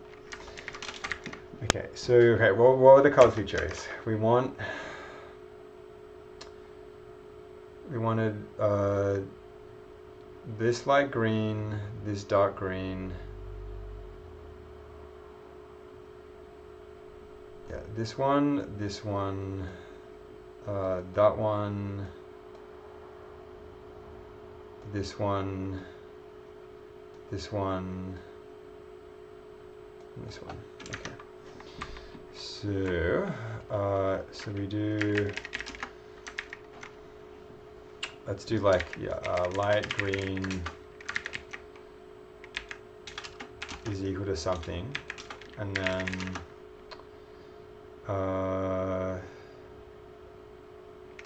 dark green is equal to something. Light blue something, and then kind of just blue. Then blue is a bit vague. We'll call this like gray blue. Then it's not exactly black. So what should this be called? Maybe just like super dark gray, very dark gray.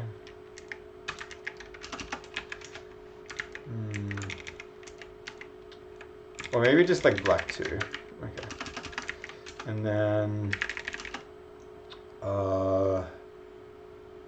this kind of weird brown orange, like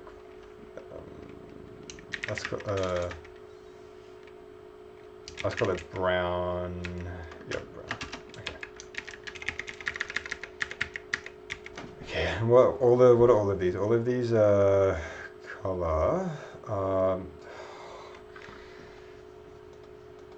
These are not in hex though, but that's okay. There should be some sense.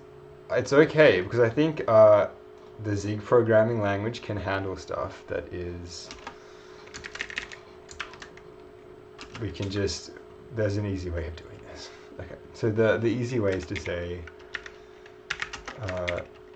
0x47, 77. 54, and then what's this one? Dark green is 21, 33b, 25.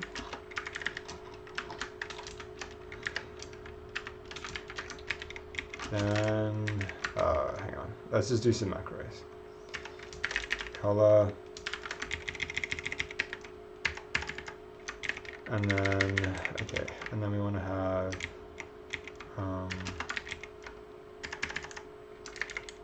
then we want to do, for light blue,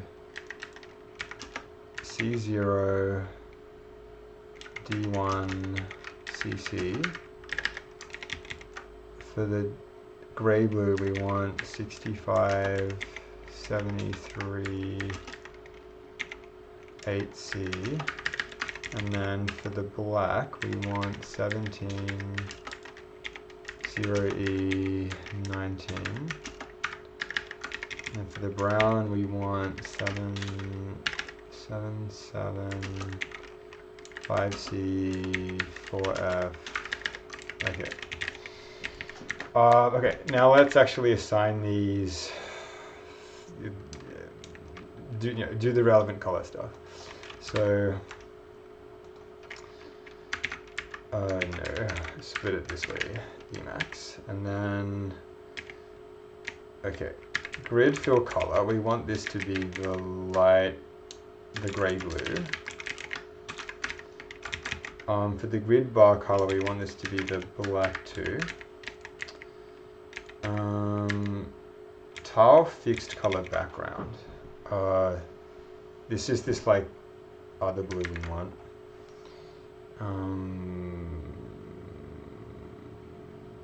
This is like the. Oh no. We want light blue here. The fixed tile background is the one that we want to be the gray blue.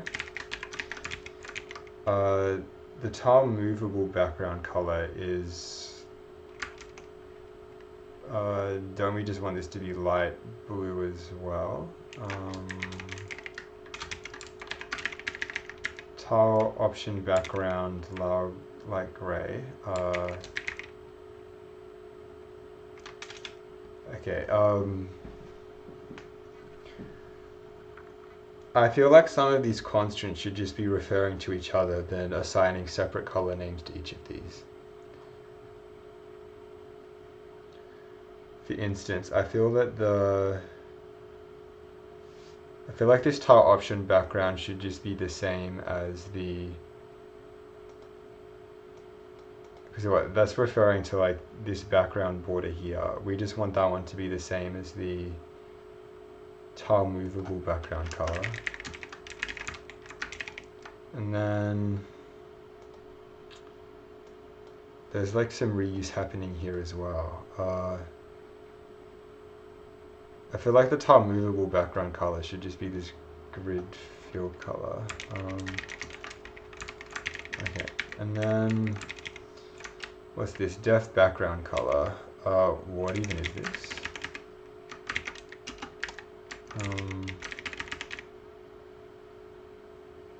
Oh, this is like default background color. Well, then why didn't I call it default background color? That's not a great name. Okay. No, the default background color we want is to be this gray up here, right? This mid gray. No, light green. Okay, and then for the button colors, there are so many to choose here. Okay, it's not that bad. It's okay. It's okay. Serenity now. For the menu button background default color, we want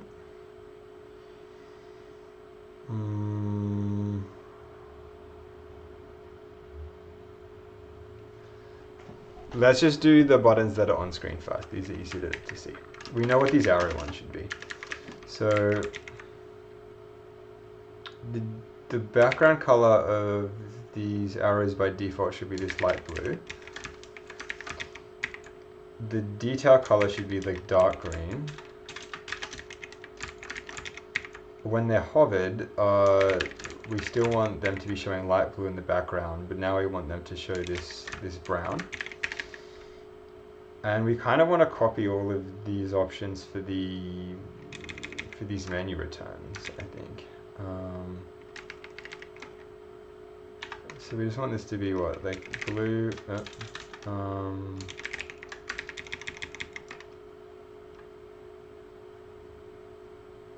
Wait. This should be dark green, not dark blue.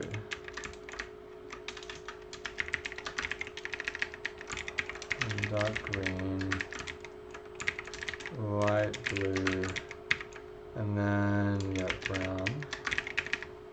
Okay, and then for these reset buttons, it's basically the same.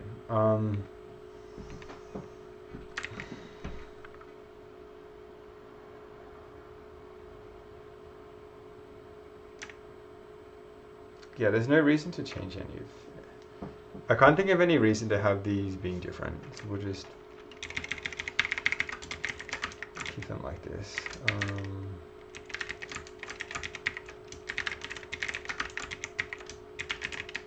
Okay, and then I think that's it, hopefully. Well, okay, nearly it. We still need to deal with this stuff. So for the actual main menu buttons, we want, I mean, does it just,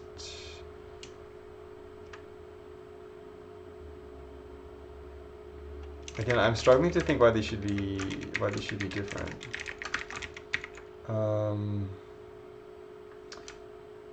Oh, hang on,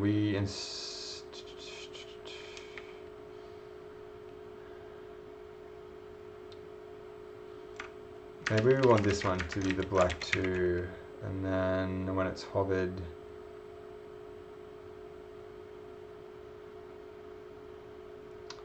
when it's hovered, we're now like changing the background of it. Okay, so maybe we make this the gray blue, and then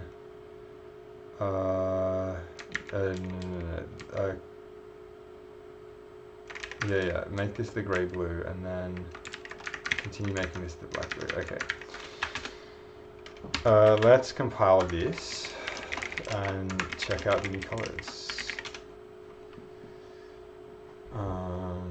Okay, and yeah, no, we don't want that. We want the results. Okay, great. That kind of looks like I wanted, and yeah, a significantly better color palette than what was before.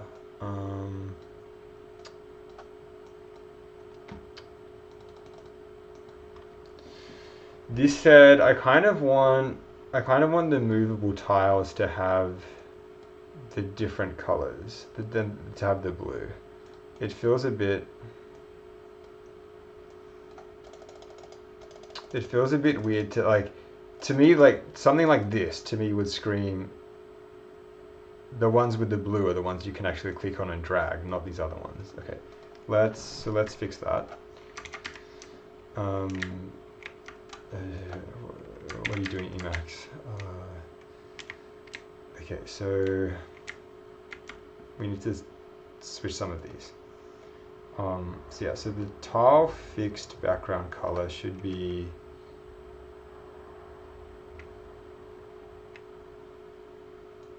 this is not gray blue. We had light blue and gray blue, so oh yeah, we want to change the gray blue to the light blue. And then we want the tile movable to have, for this to be the gray blue. Okay. Let's do this version.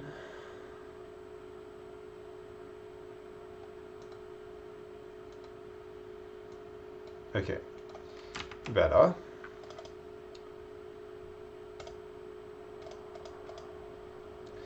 We're gonna have to change this like puzzle solved visual indication as well. Okay, like this yellow actually works with everything else in the color scheme.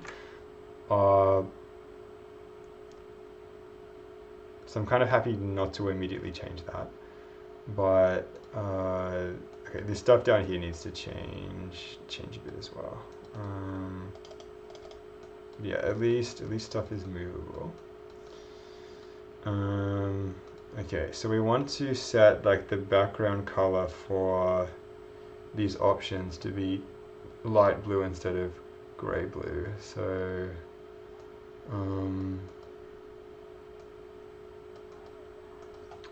we really want this one to be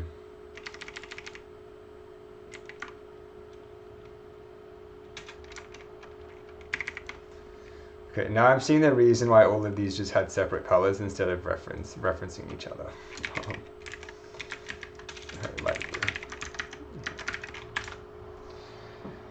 And then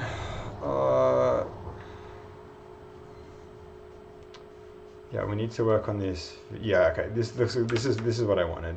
I fill this in. Yeah, this looks a lot better. Okay. However, currently I think the text, these numerals are getting drawn in black instead of the black 2. I think we want to fix that as well. Yeah, it says like initialize these textures for 1, 2, 3, 4. Below we're setting the numerals to black and otherwise transparent. So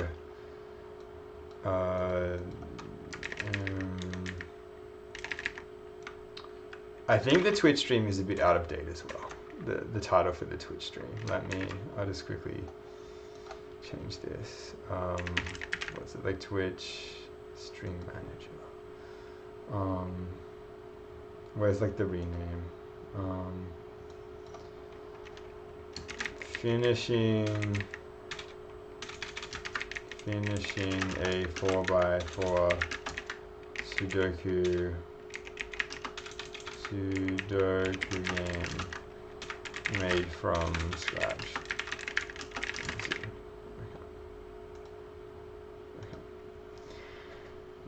Okay. So yeah, where were we? Yeah, changing this stuff. So this should be, we should really be assigning a global here, actually. So instead of the black key, why don't we call this like numeral color? And then under the globals, under the colors, we could say like numeral color is equal to black 2.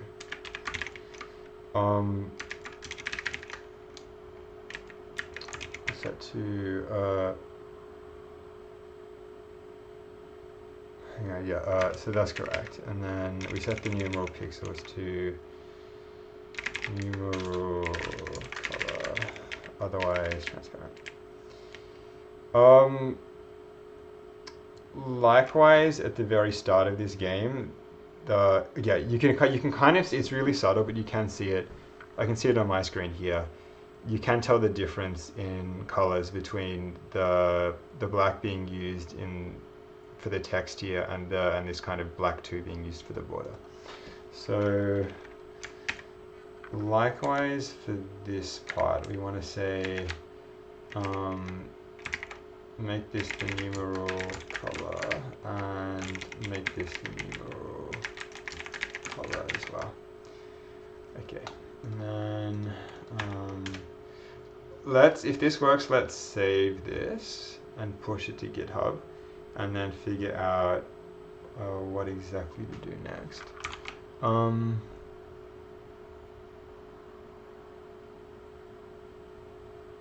For some reason, these still look similar to me. What's this? It's like the Power Toys or something, right? This is the only way I can trust my vision. Come on, did I not just say launch this? Windows, come on, it shouldn't be that hard. Okay, Apple, what's this? Windows Shift C. Okay, so these are being drawn with the correct colors. Okay, so let's save this. So yeah, I added all these colors. With that. Come on, git status here.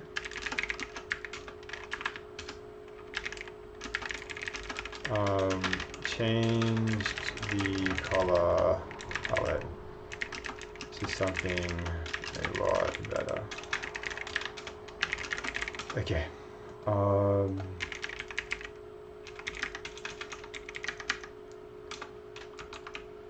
And then now what?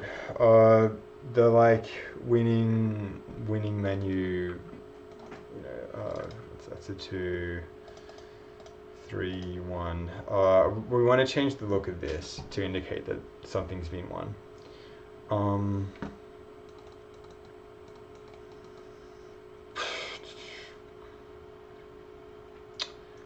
What should we do in this case?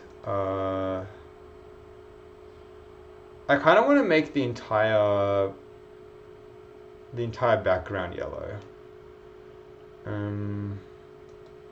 Or maybe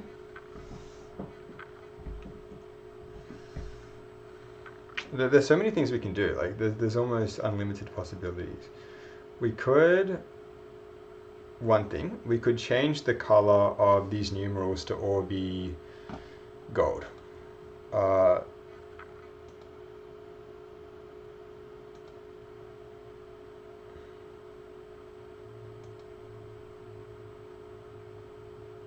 Because here, like, the grid is kind of disappearing. I'm curious to see what that would look like.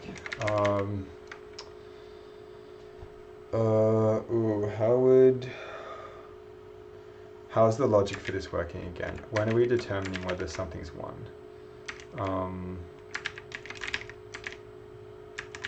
So what do? We go, is it in this part when we check it? In the process input update the state? Okay, update current grid solved. This looks kind of right. I didn't do anything weird, right? So what are we saying? Yeah, just get copy the current level index. Let's copy the current level grid, figure out if it's solved, logic dot, and then if it is set, set some boolean. Okay, that's all that's required. Handcrafted level solve status, handcrafted level index. So we can then read this when we're rendering the tiles.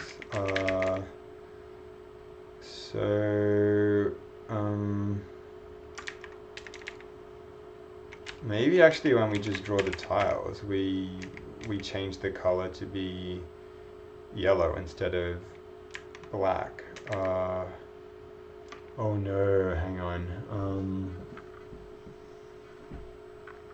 Each of these numerals are textures, so we'd have to update the texture itself. Not a fan of that.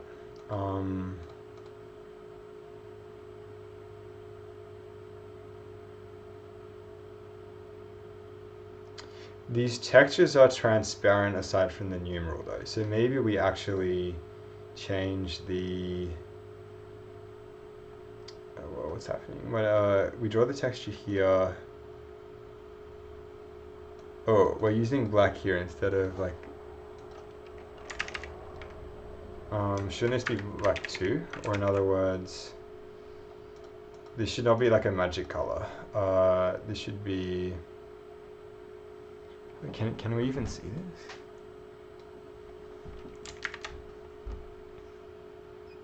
Oh yeah, wrong color getting used here. That should not be that. Let's just fix this to start with. Okay. Yeah, this should be... what is it called? This should be... grid. This should be the grid fill color. No. This should be the grid bar color. Okay. Grid bar color. And then I guess this is the one we can alternate if it's winning. So we'll do test.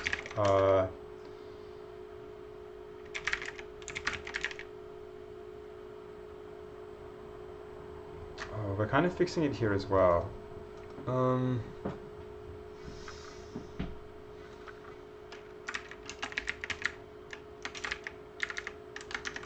don't we say change...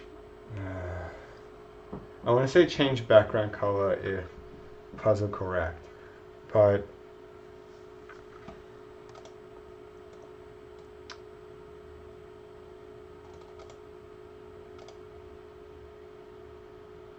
the problem is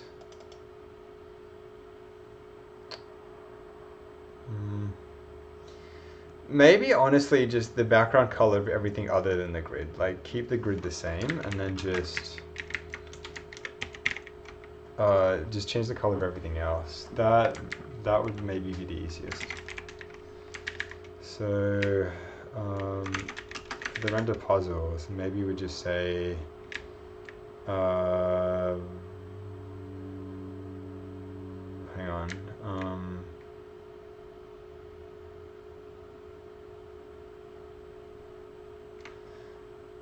Where's the call here to set the default background color? I'm not seeing it. Did this happen earlier?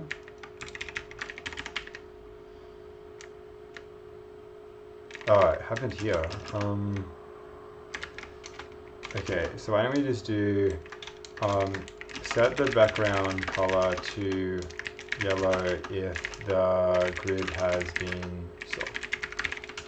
So we can say background color is equal to okay, we'll make it a variable. We'll make this like the default background color, and then if this thing, if this is true, then set the background color to be yellow instead, and then do it this way. Okay. Let's see what this is like.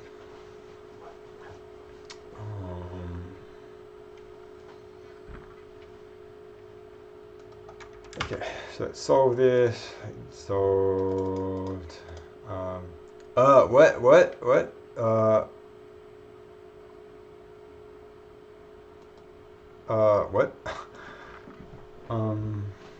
Oh, it's because you know, if you're gonna make a new variable, you actually have to call it. Okay, that was a bit silly. Okay, 2, 3. Yeah, I am.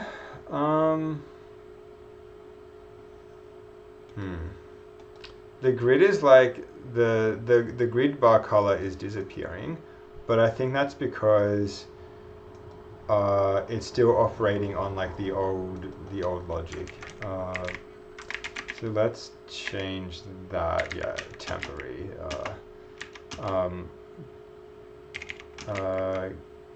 Get rid of this. Bar color is what yellow if solved, else grid bar color. We'll say the bar color is the grid bar color. So what? Bar color, we're just replacing with grid bar color. Okay. Let's fix this. Okay.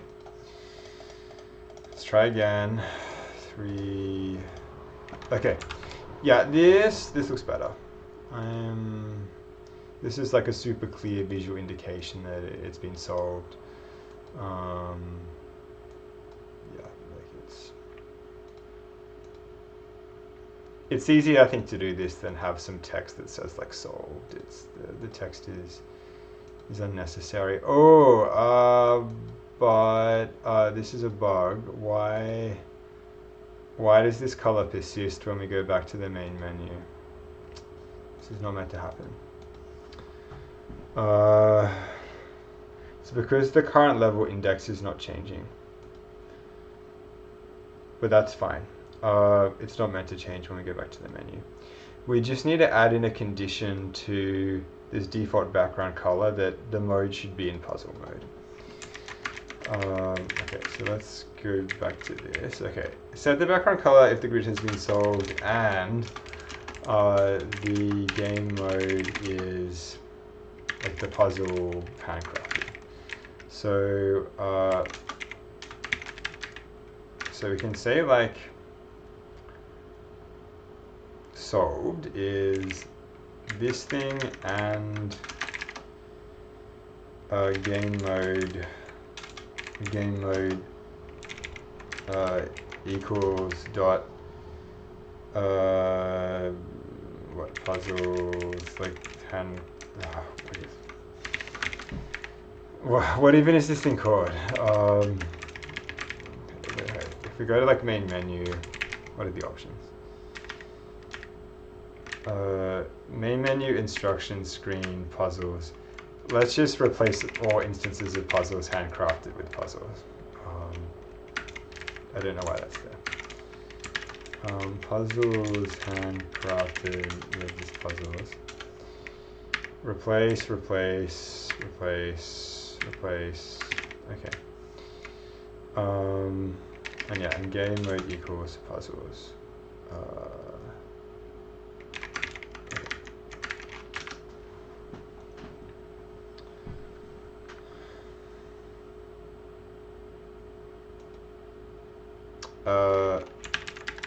Did I forget to update something?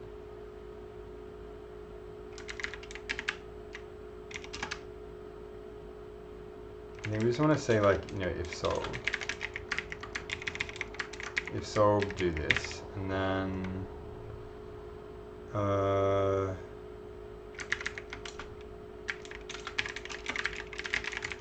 background color equals default background color. Okay. Try again.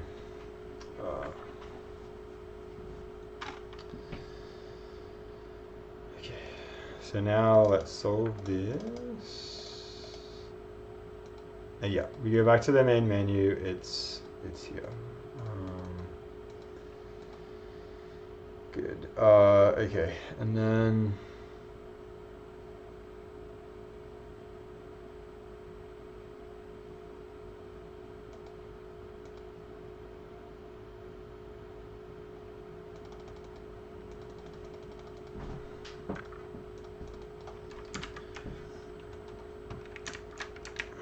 that's kind of like we've now like done this to-do list, or at least the current version.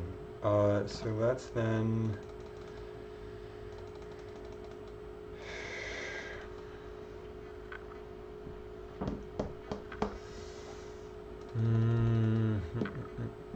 what should we do now?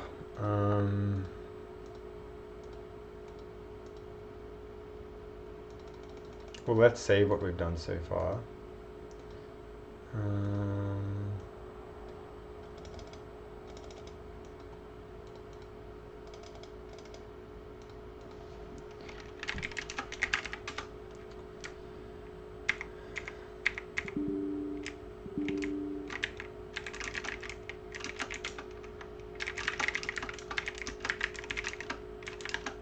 Yeah, tweaks to colors. Okay.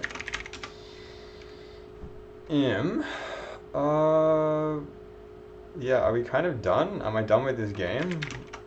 I want to say yes, because I want to move on to the next game that's going to be highly original and super dope. The next game is going to be like, the next game is so good in my head.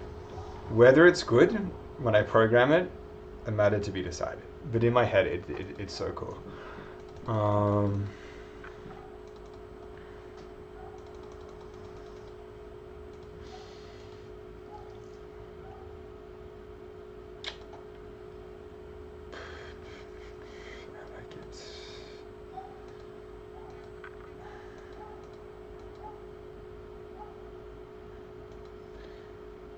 Yeah, I'm feeling happy just to like move on. Okay, this FPS counter, the color in this FPS counter is ugly. Let's change this. How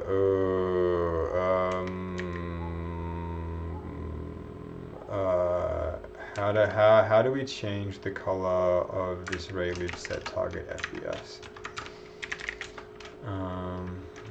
Okay. I want to go to Sudoku.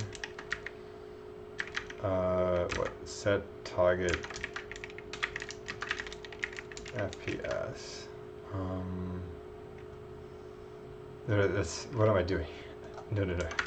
That's completely irrelevant. We want this one here, draw FPS. Draw FPS. 117 our text.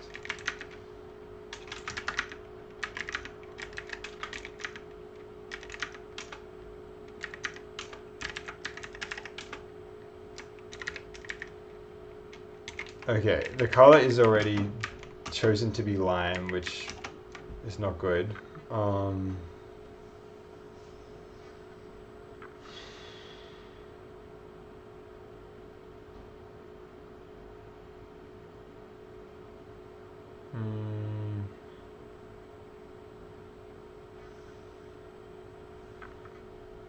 maybe we can simply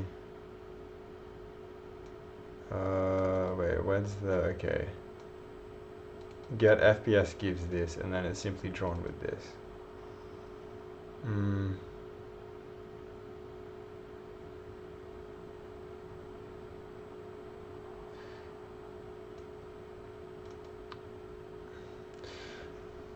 I mean, clearly, if the FPS is like 30 or less, it's like it's a bad game, and people should just avoid playing it. And then, so this is kind of, I didn't see any need to like change the color of this. And then maybe we simply just actually just call draw text this thing. Okay, we'll do that. If these functions are public, and I think they are,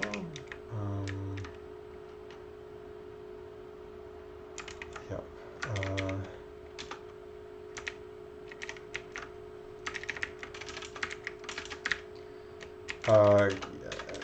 Say like copy pasta from raylib.drawFPS, but uses a default ugly color. So we're changing that. So we want to say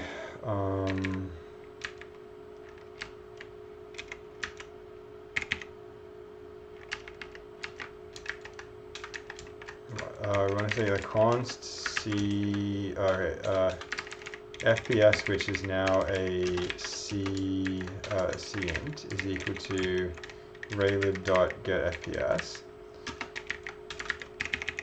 Who cares about all of that? And then raylib.drawText. I think raylib.text format this, and then posx and posy should just be FPS posx, and then FPS posy. The 20 whatever, we'll keep that there, and then the color, which is the thing we want to change. Let's just make this the grid bar color, and then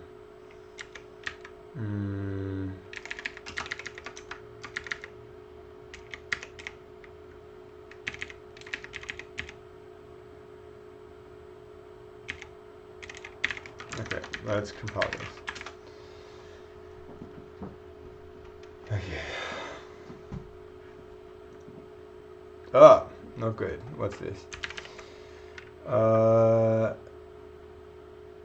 What's failing? Oh, we need to convert the color here to the raylib color. So it's like RLC, I think we called the function. That's a raylib to color.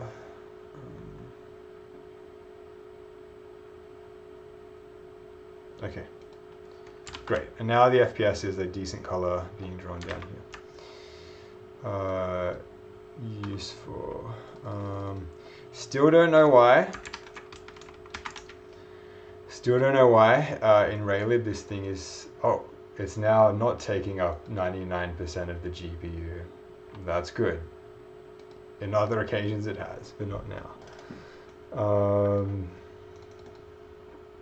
Let's see, yeah.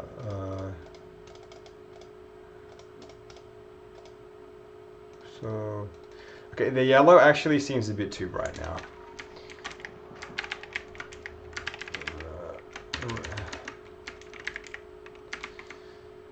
Emacs, let me just search for yellow, please. Okay. We should change this yellow. We should actually make a global called like win color. So maybe like win color, and it's currently yellow, but we want to fix this. We want to say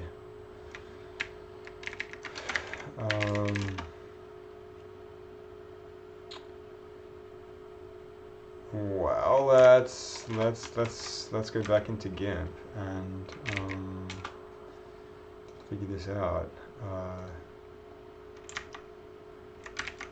Okay, save it as just like win colors.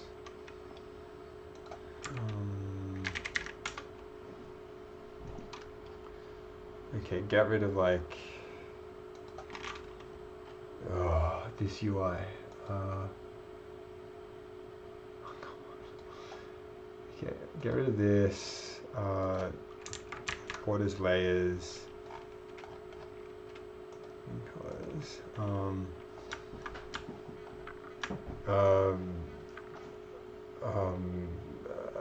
How do I make this?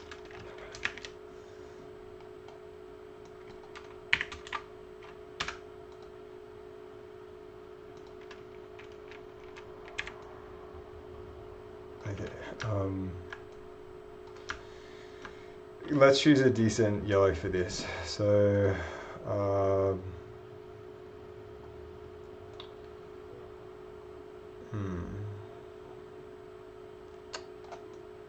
one that's like not as strong. Maybe like this one. No, that's still kind of strong.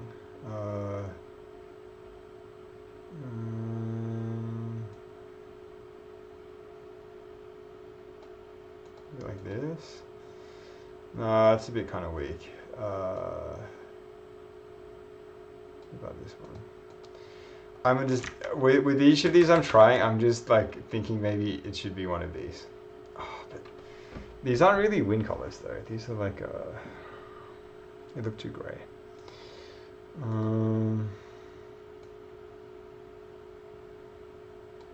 We just don't want it to be as bright as before. Maybe like this.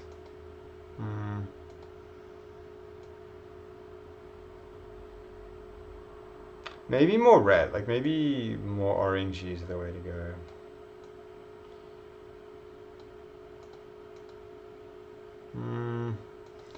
It looks almost too greenish now.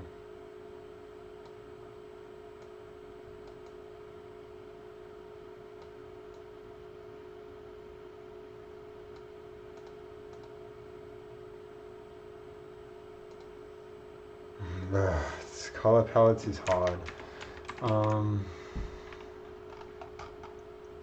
Maybe there's just like a better yellow that we can take.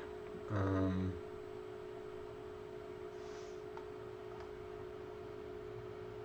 mean, maybe this one is fine. What's this?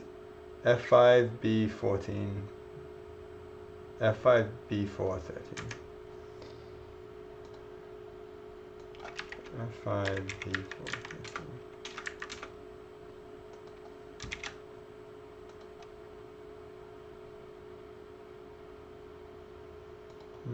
Maybe slightly more yellow. This one looks good. Let's go with this. I'm happy with this one. So what is this one? This is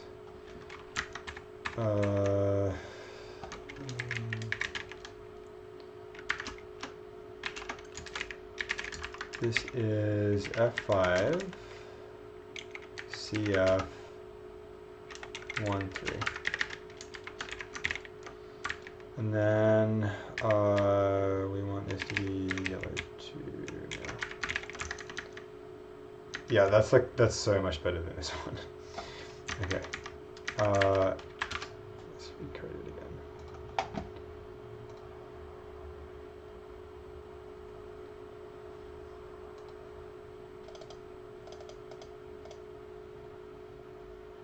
That doesn't look like the new color. I think it's because we're not actually calling win color yet. Yeah, win color.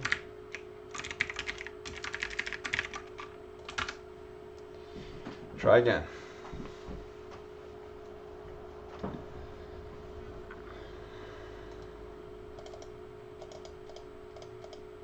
Better. And yeah, maybe this clashes with this green, but that's okay. Unless we want to even change. No, this is. I think that's fine. I think that's okay.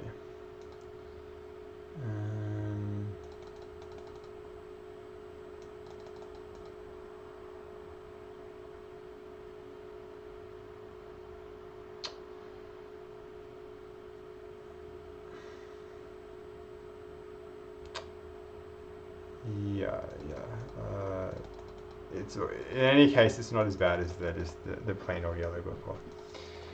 Okay. So this red here is not the best color. We can replace this with something else. Like maybe we actually make this like a yellow dot instead.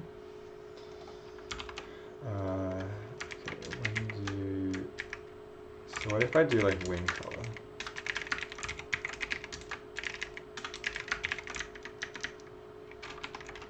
What would this look like?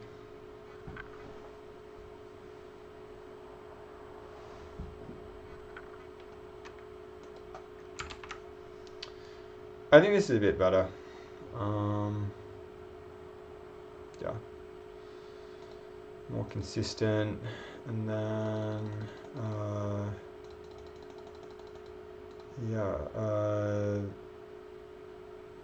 let's save that.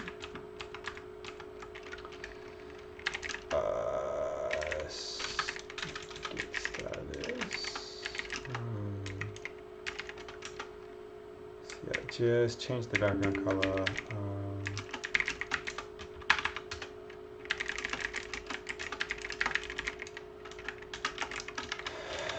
Added, or like change color of like FDS. Added better yellow. Change red dots to yellow dots. Okay. Now what?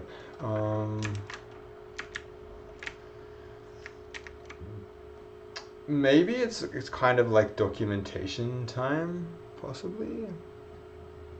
Like we've already actually added in some kind of documentation. What is the page, or what does our GitHub page look like? We updated this a while ago. Okay. The screenshot here is ugly. Is old. Needs to be. We didn't even have a reset button when we made this. So, but otherwise, this kind of seems fine. Yeah. Okay. From memory, we did actually. The stuff here is decent. We'll read. Okay. Let's just read over this again. We'll do it now because whatever. We kind of need to change this when it's actually ready. This is a simple puzzle game containing a collection of Sudoku puzzles. Okay, yeah, let's just full on start editing this. Where's the README?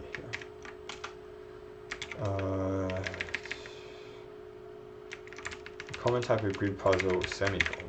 Information about them can be found on Wikipedia. That should kind of have a link, I think.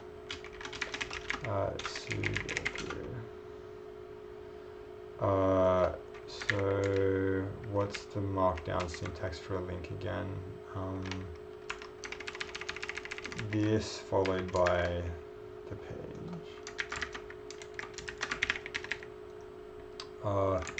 And yeah. WIP screenshot for work in progress screenshot should just be replaced with the actual screenshot or an actual screenshot and a better description. So I could say like a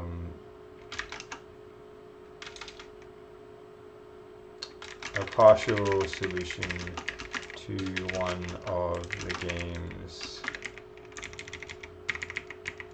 One of these puzzles. Let's take a new screenshot now.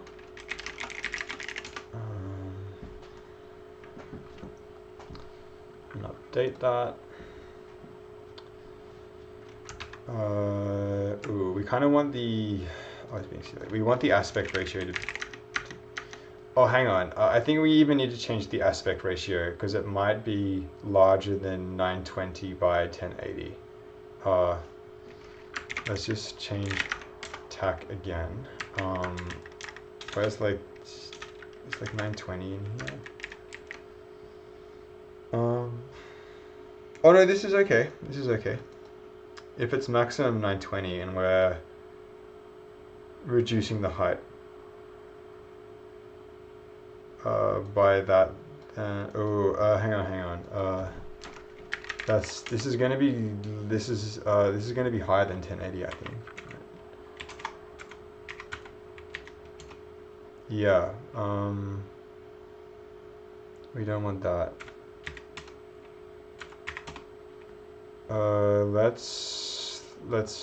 Let's change this. Change this a bit. Okay, if the maximum height is one. Yeah. Okay. Yeah. Let's set the maximum height to be 1080, and then if we want the aspect ratio to be 4:3, we now want to divide this by 3, which we can. The number is clearly divisible by 3, and then multiply by 4. Okay. Okay, let's try this again.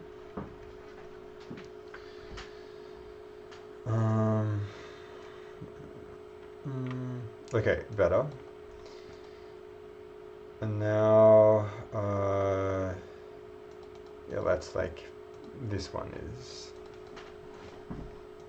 is alright, I think. So yeah, that's like, if we want to like, if we want to have a screenshot showing this like in progress, that's like, what's one way of doing this?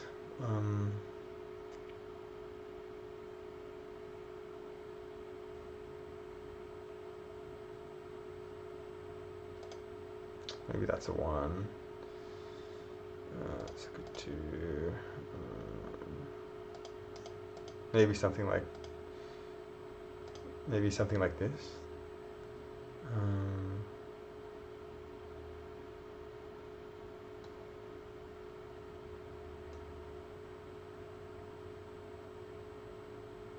Okay, get rid of that.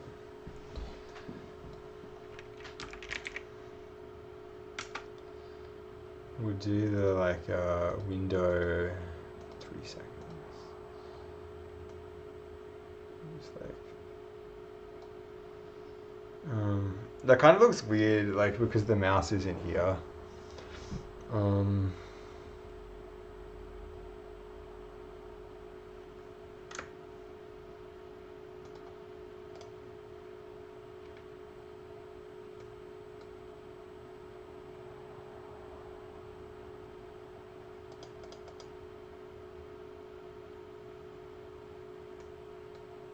Maybe something like this is better. Yeah, this looks better. Take a screenshot of this. Okay, and then yeah, we'll save this as Sudoku.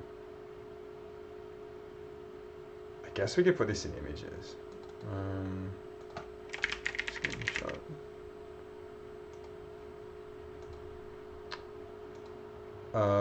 Okay, so back to the markdown file.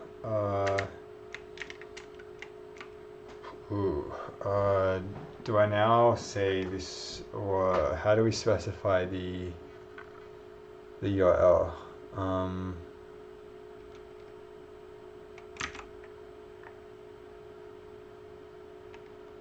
Let's move it from images up.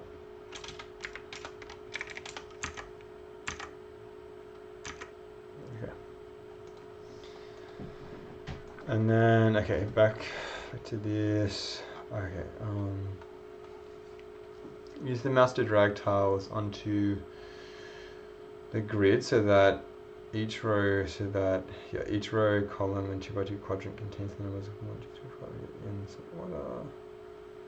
Things not save on game exit.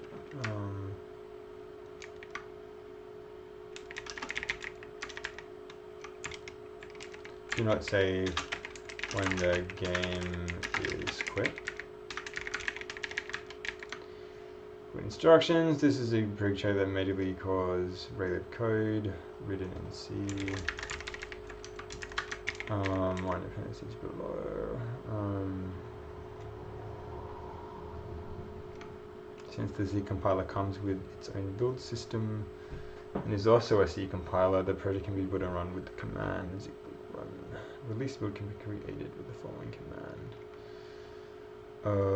Yep.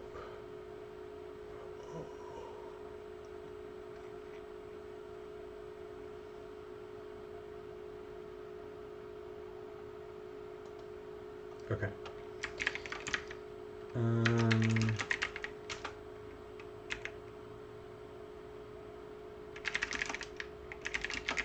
So yeah, we've modified all of those. Oh, we want to get rid of the work in progress screenshot. And then yeah, did that.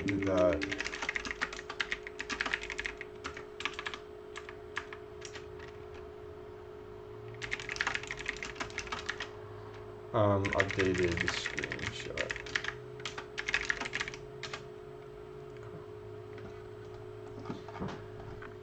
So yeah, reload.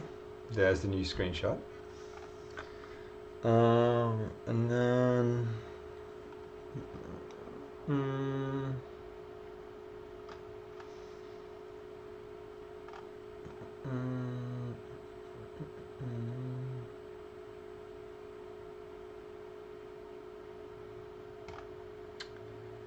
anything else needed?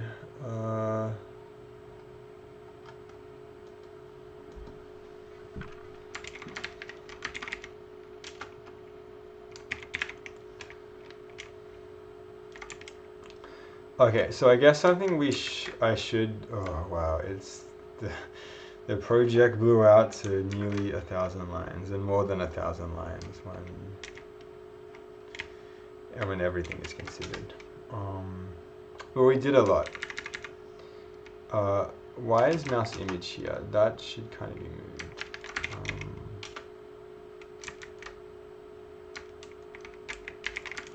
If not, just deleted. Yeah, let's just clean up this directory for a bit. This mouse image.jpg can go.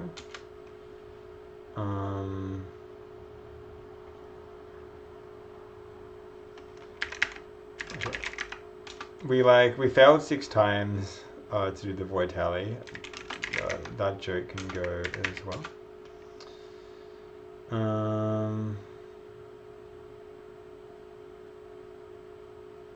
This mouse attribution we can move, if not merge. Mouse attribution to images. Let's see.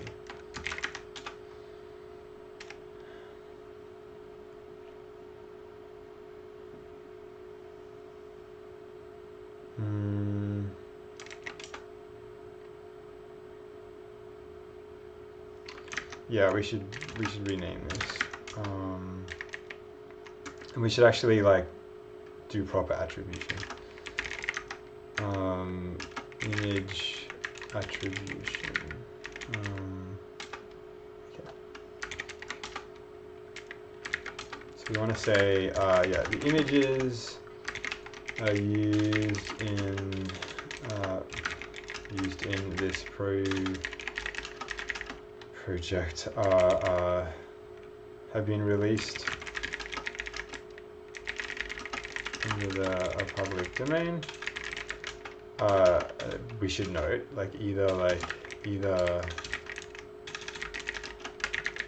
either explicitly or because they are simple enough that copyright does not apply to them.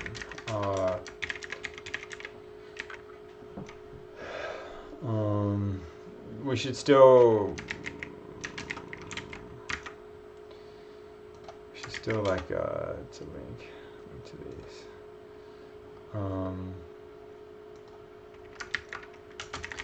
the mouse photo is by Peter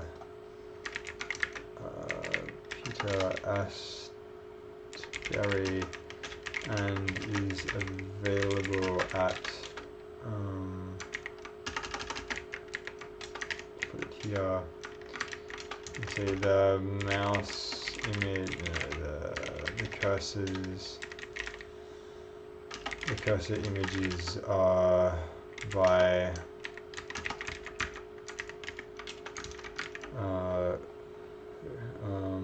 Lord Alpha.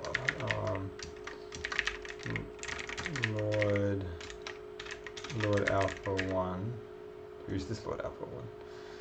Total failage, woo pwned. Wow. Yeah. That my system is totally pwned.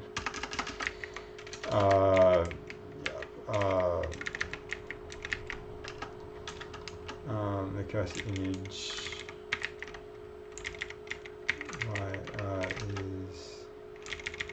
is by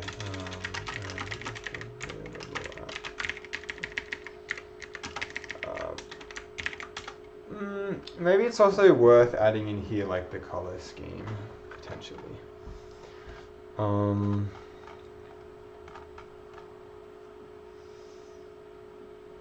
maybe not.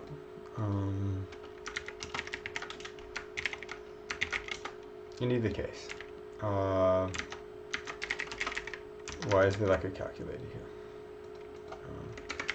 Git status.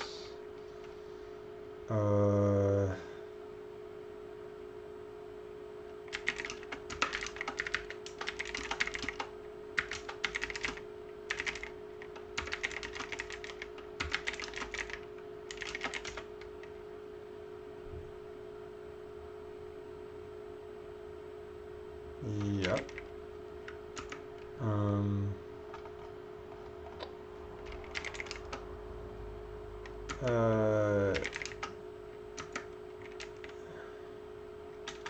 Wait, what did we modify in main?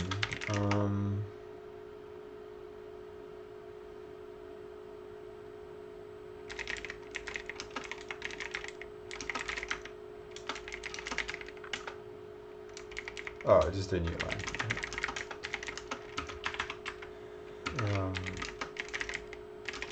Yeah, so we'll say, yeah, folder, clean up, image attribution. Okay,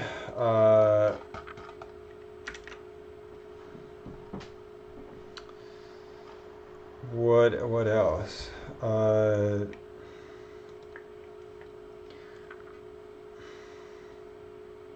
I feel like I should still leave these QRI tests in here. And what about this bitmap stuff? Probably some of this can be simplified.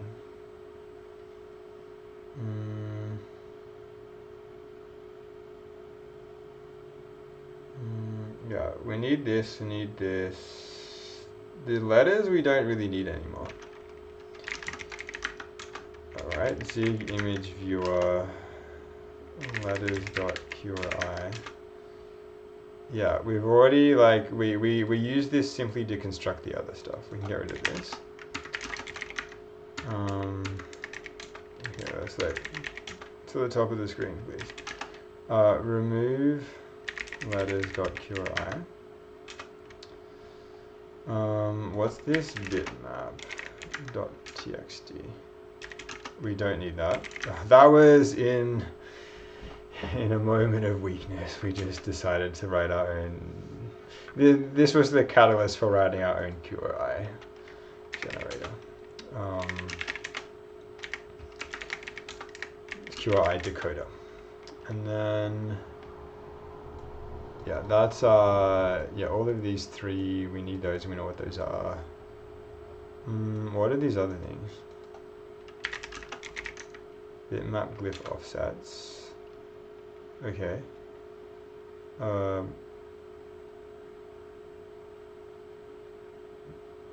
Do we actually need any of these?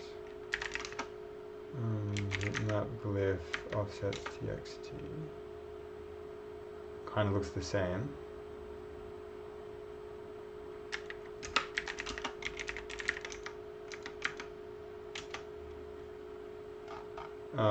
Yeah, I don't think we need any of these.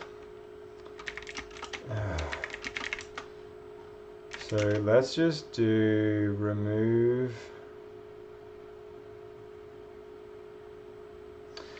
Okay, like the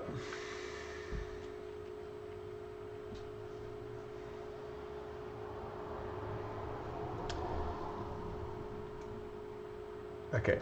So I think we wanted to keep these bitmap options for when we actually generated the bitmap file. Oh, we should really add that in. We should add that somewhere. I don't think that's been added to the documentation.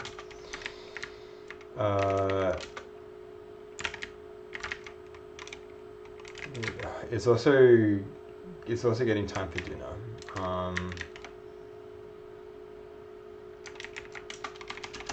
I say the bitmaps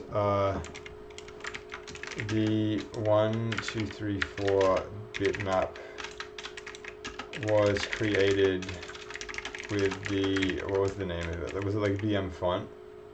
This looks right.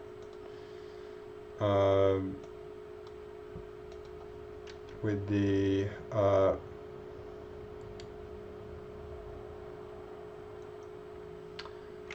yeah, with the what's it? Is it VM font 64? Is that fine? With the tool VM font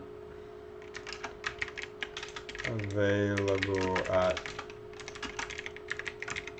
freely available at this.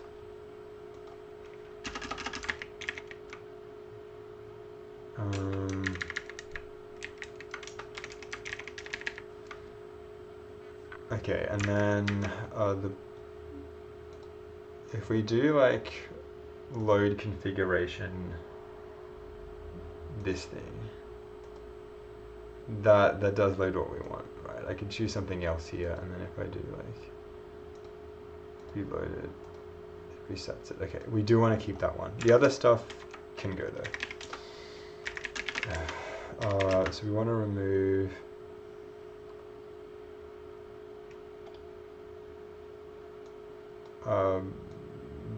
the bitmap glyph offsets. Bitmap glyph offsets star. I think that's kind of it. We should also just indicate why this is useful. The settings which generated the bitmap can be found in the project under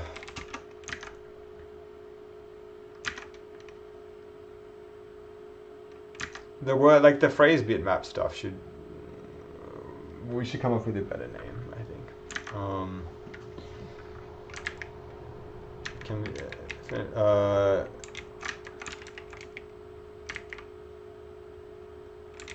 it's generated the bitmap.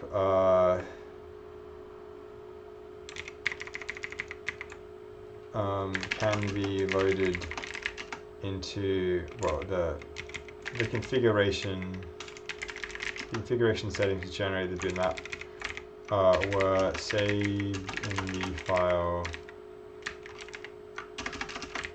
in that file. Okay, let's change the name, like bitmap stuff, to like maybe just like bitmaps. Well, or maybe just text is better. Or like bitmaps, like text maybe.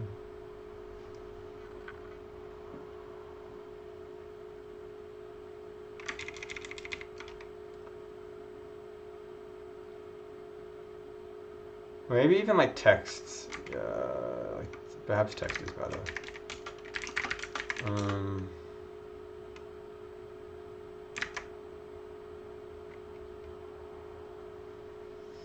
Or like text 1, 2, 3, 4.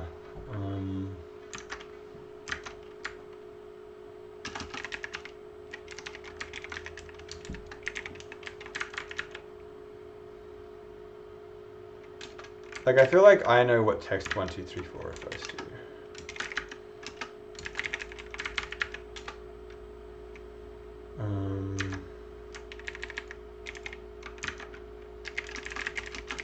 So yeah, lots of stuff that we will add, but let's make sure it still builds.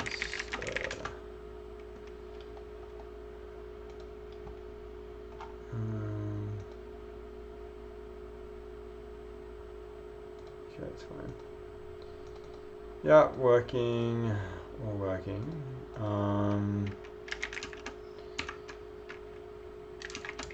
So yeah, if we do like,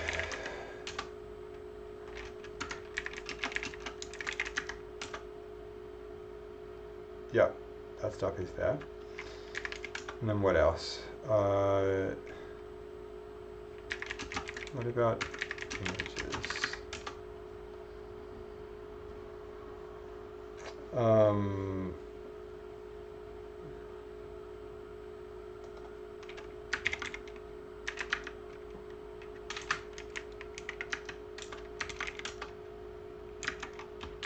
Is there still some weird? Yeah, let's just get rid of that. Then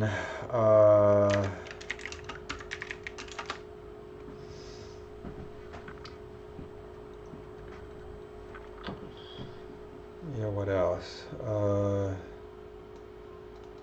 Yeah, shapes, the levels, the pass of the logic, the buttons, build. I think that's kind of it.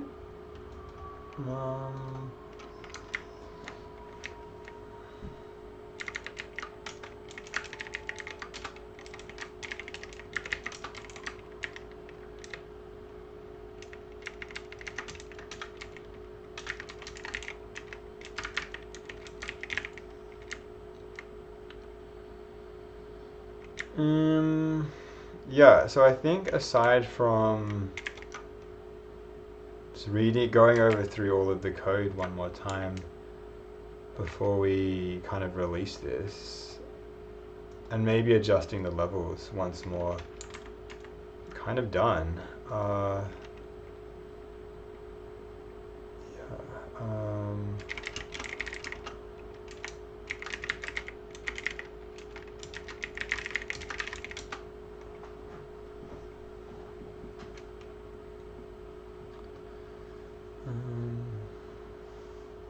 Yeah, so let's see, like zig out.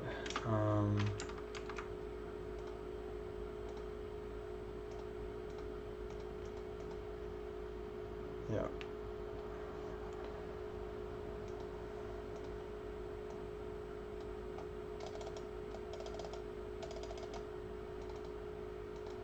Reset.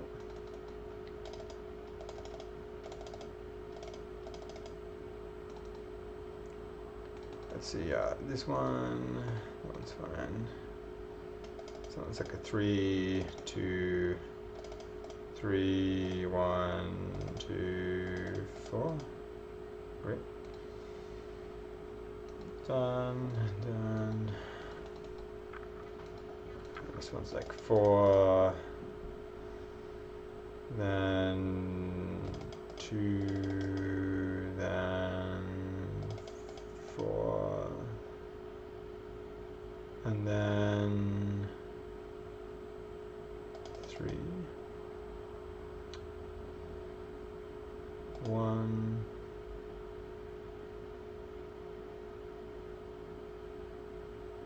4.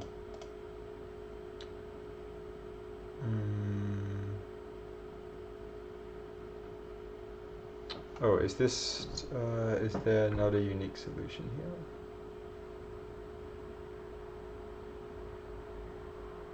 So we need a 2 and a 3 here, and then a 2 and a 3 here as well.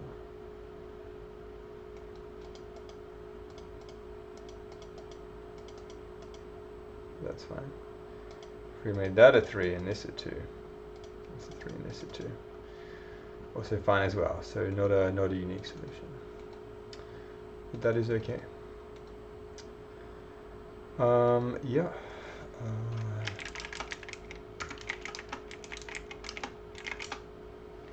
Oh, we should save this.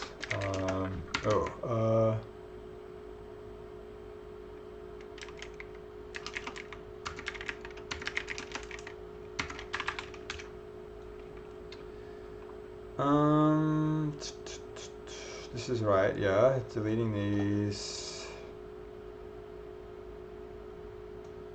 Deleted those. Renamed a bunch of things. Yep. Yeah. Cleaned up files.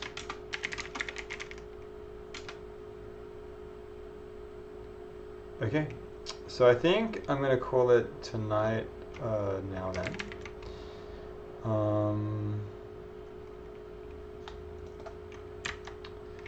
And then maybe we can actually find someone to raid. Let's see. If we do like we go to Twitch.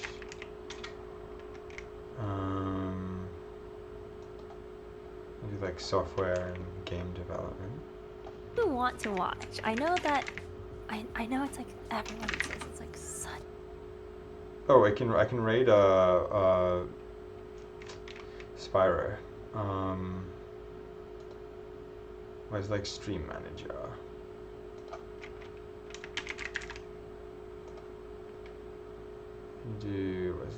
Where's like raid channel? Here it is.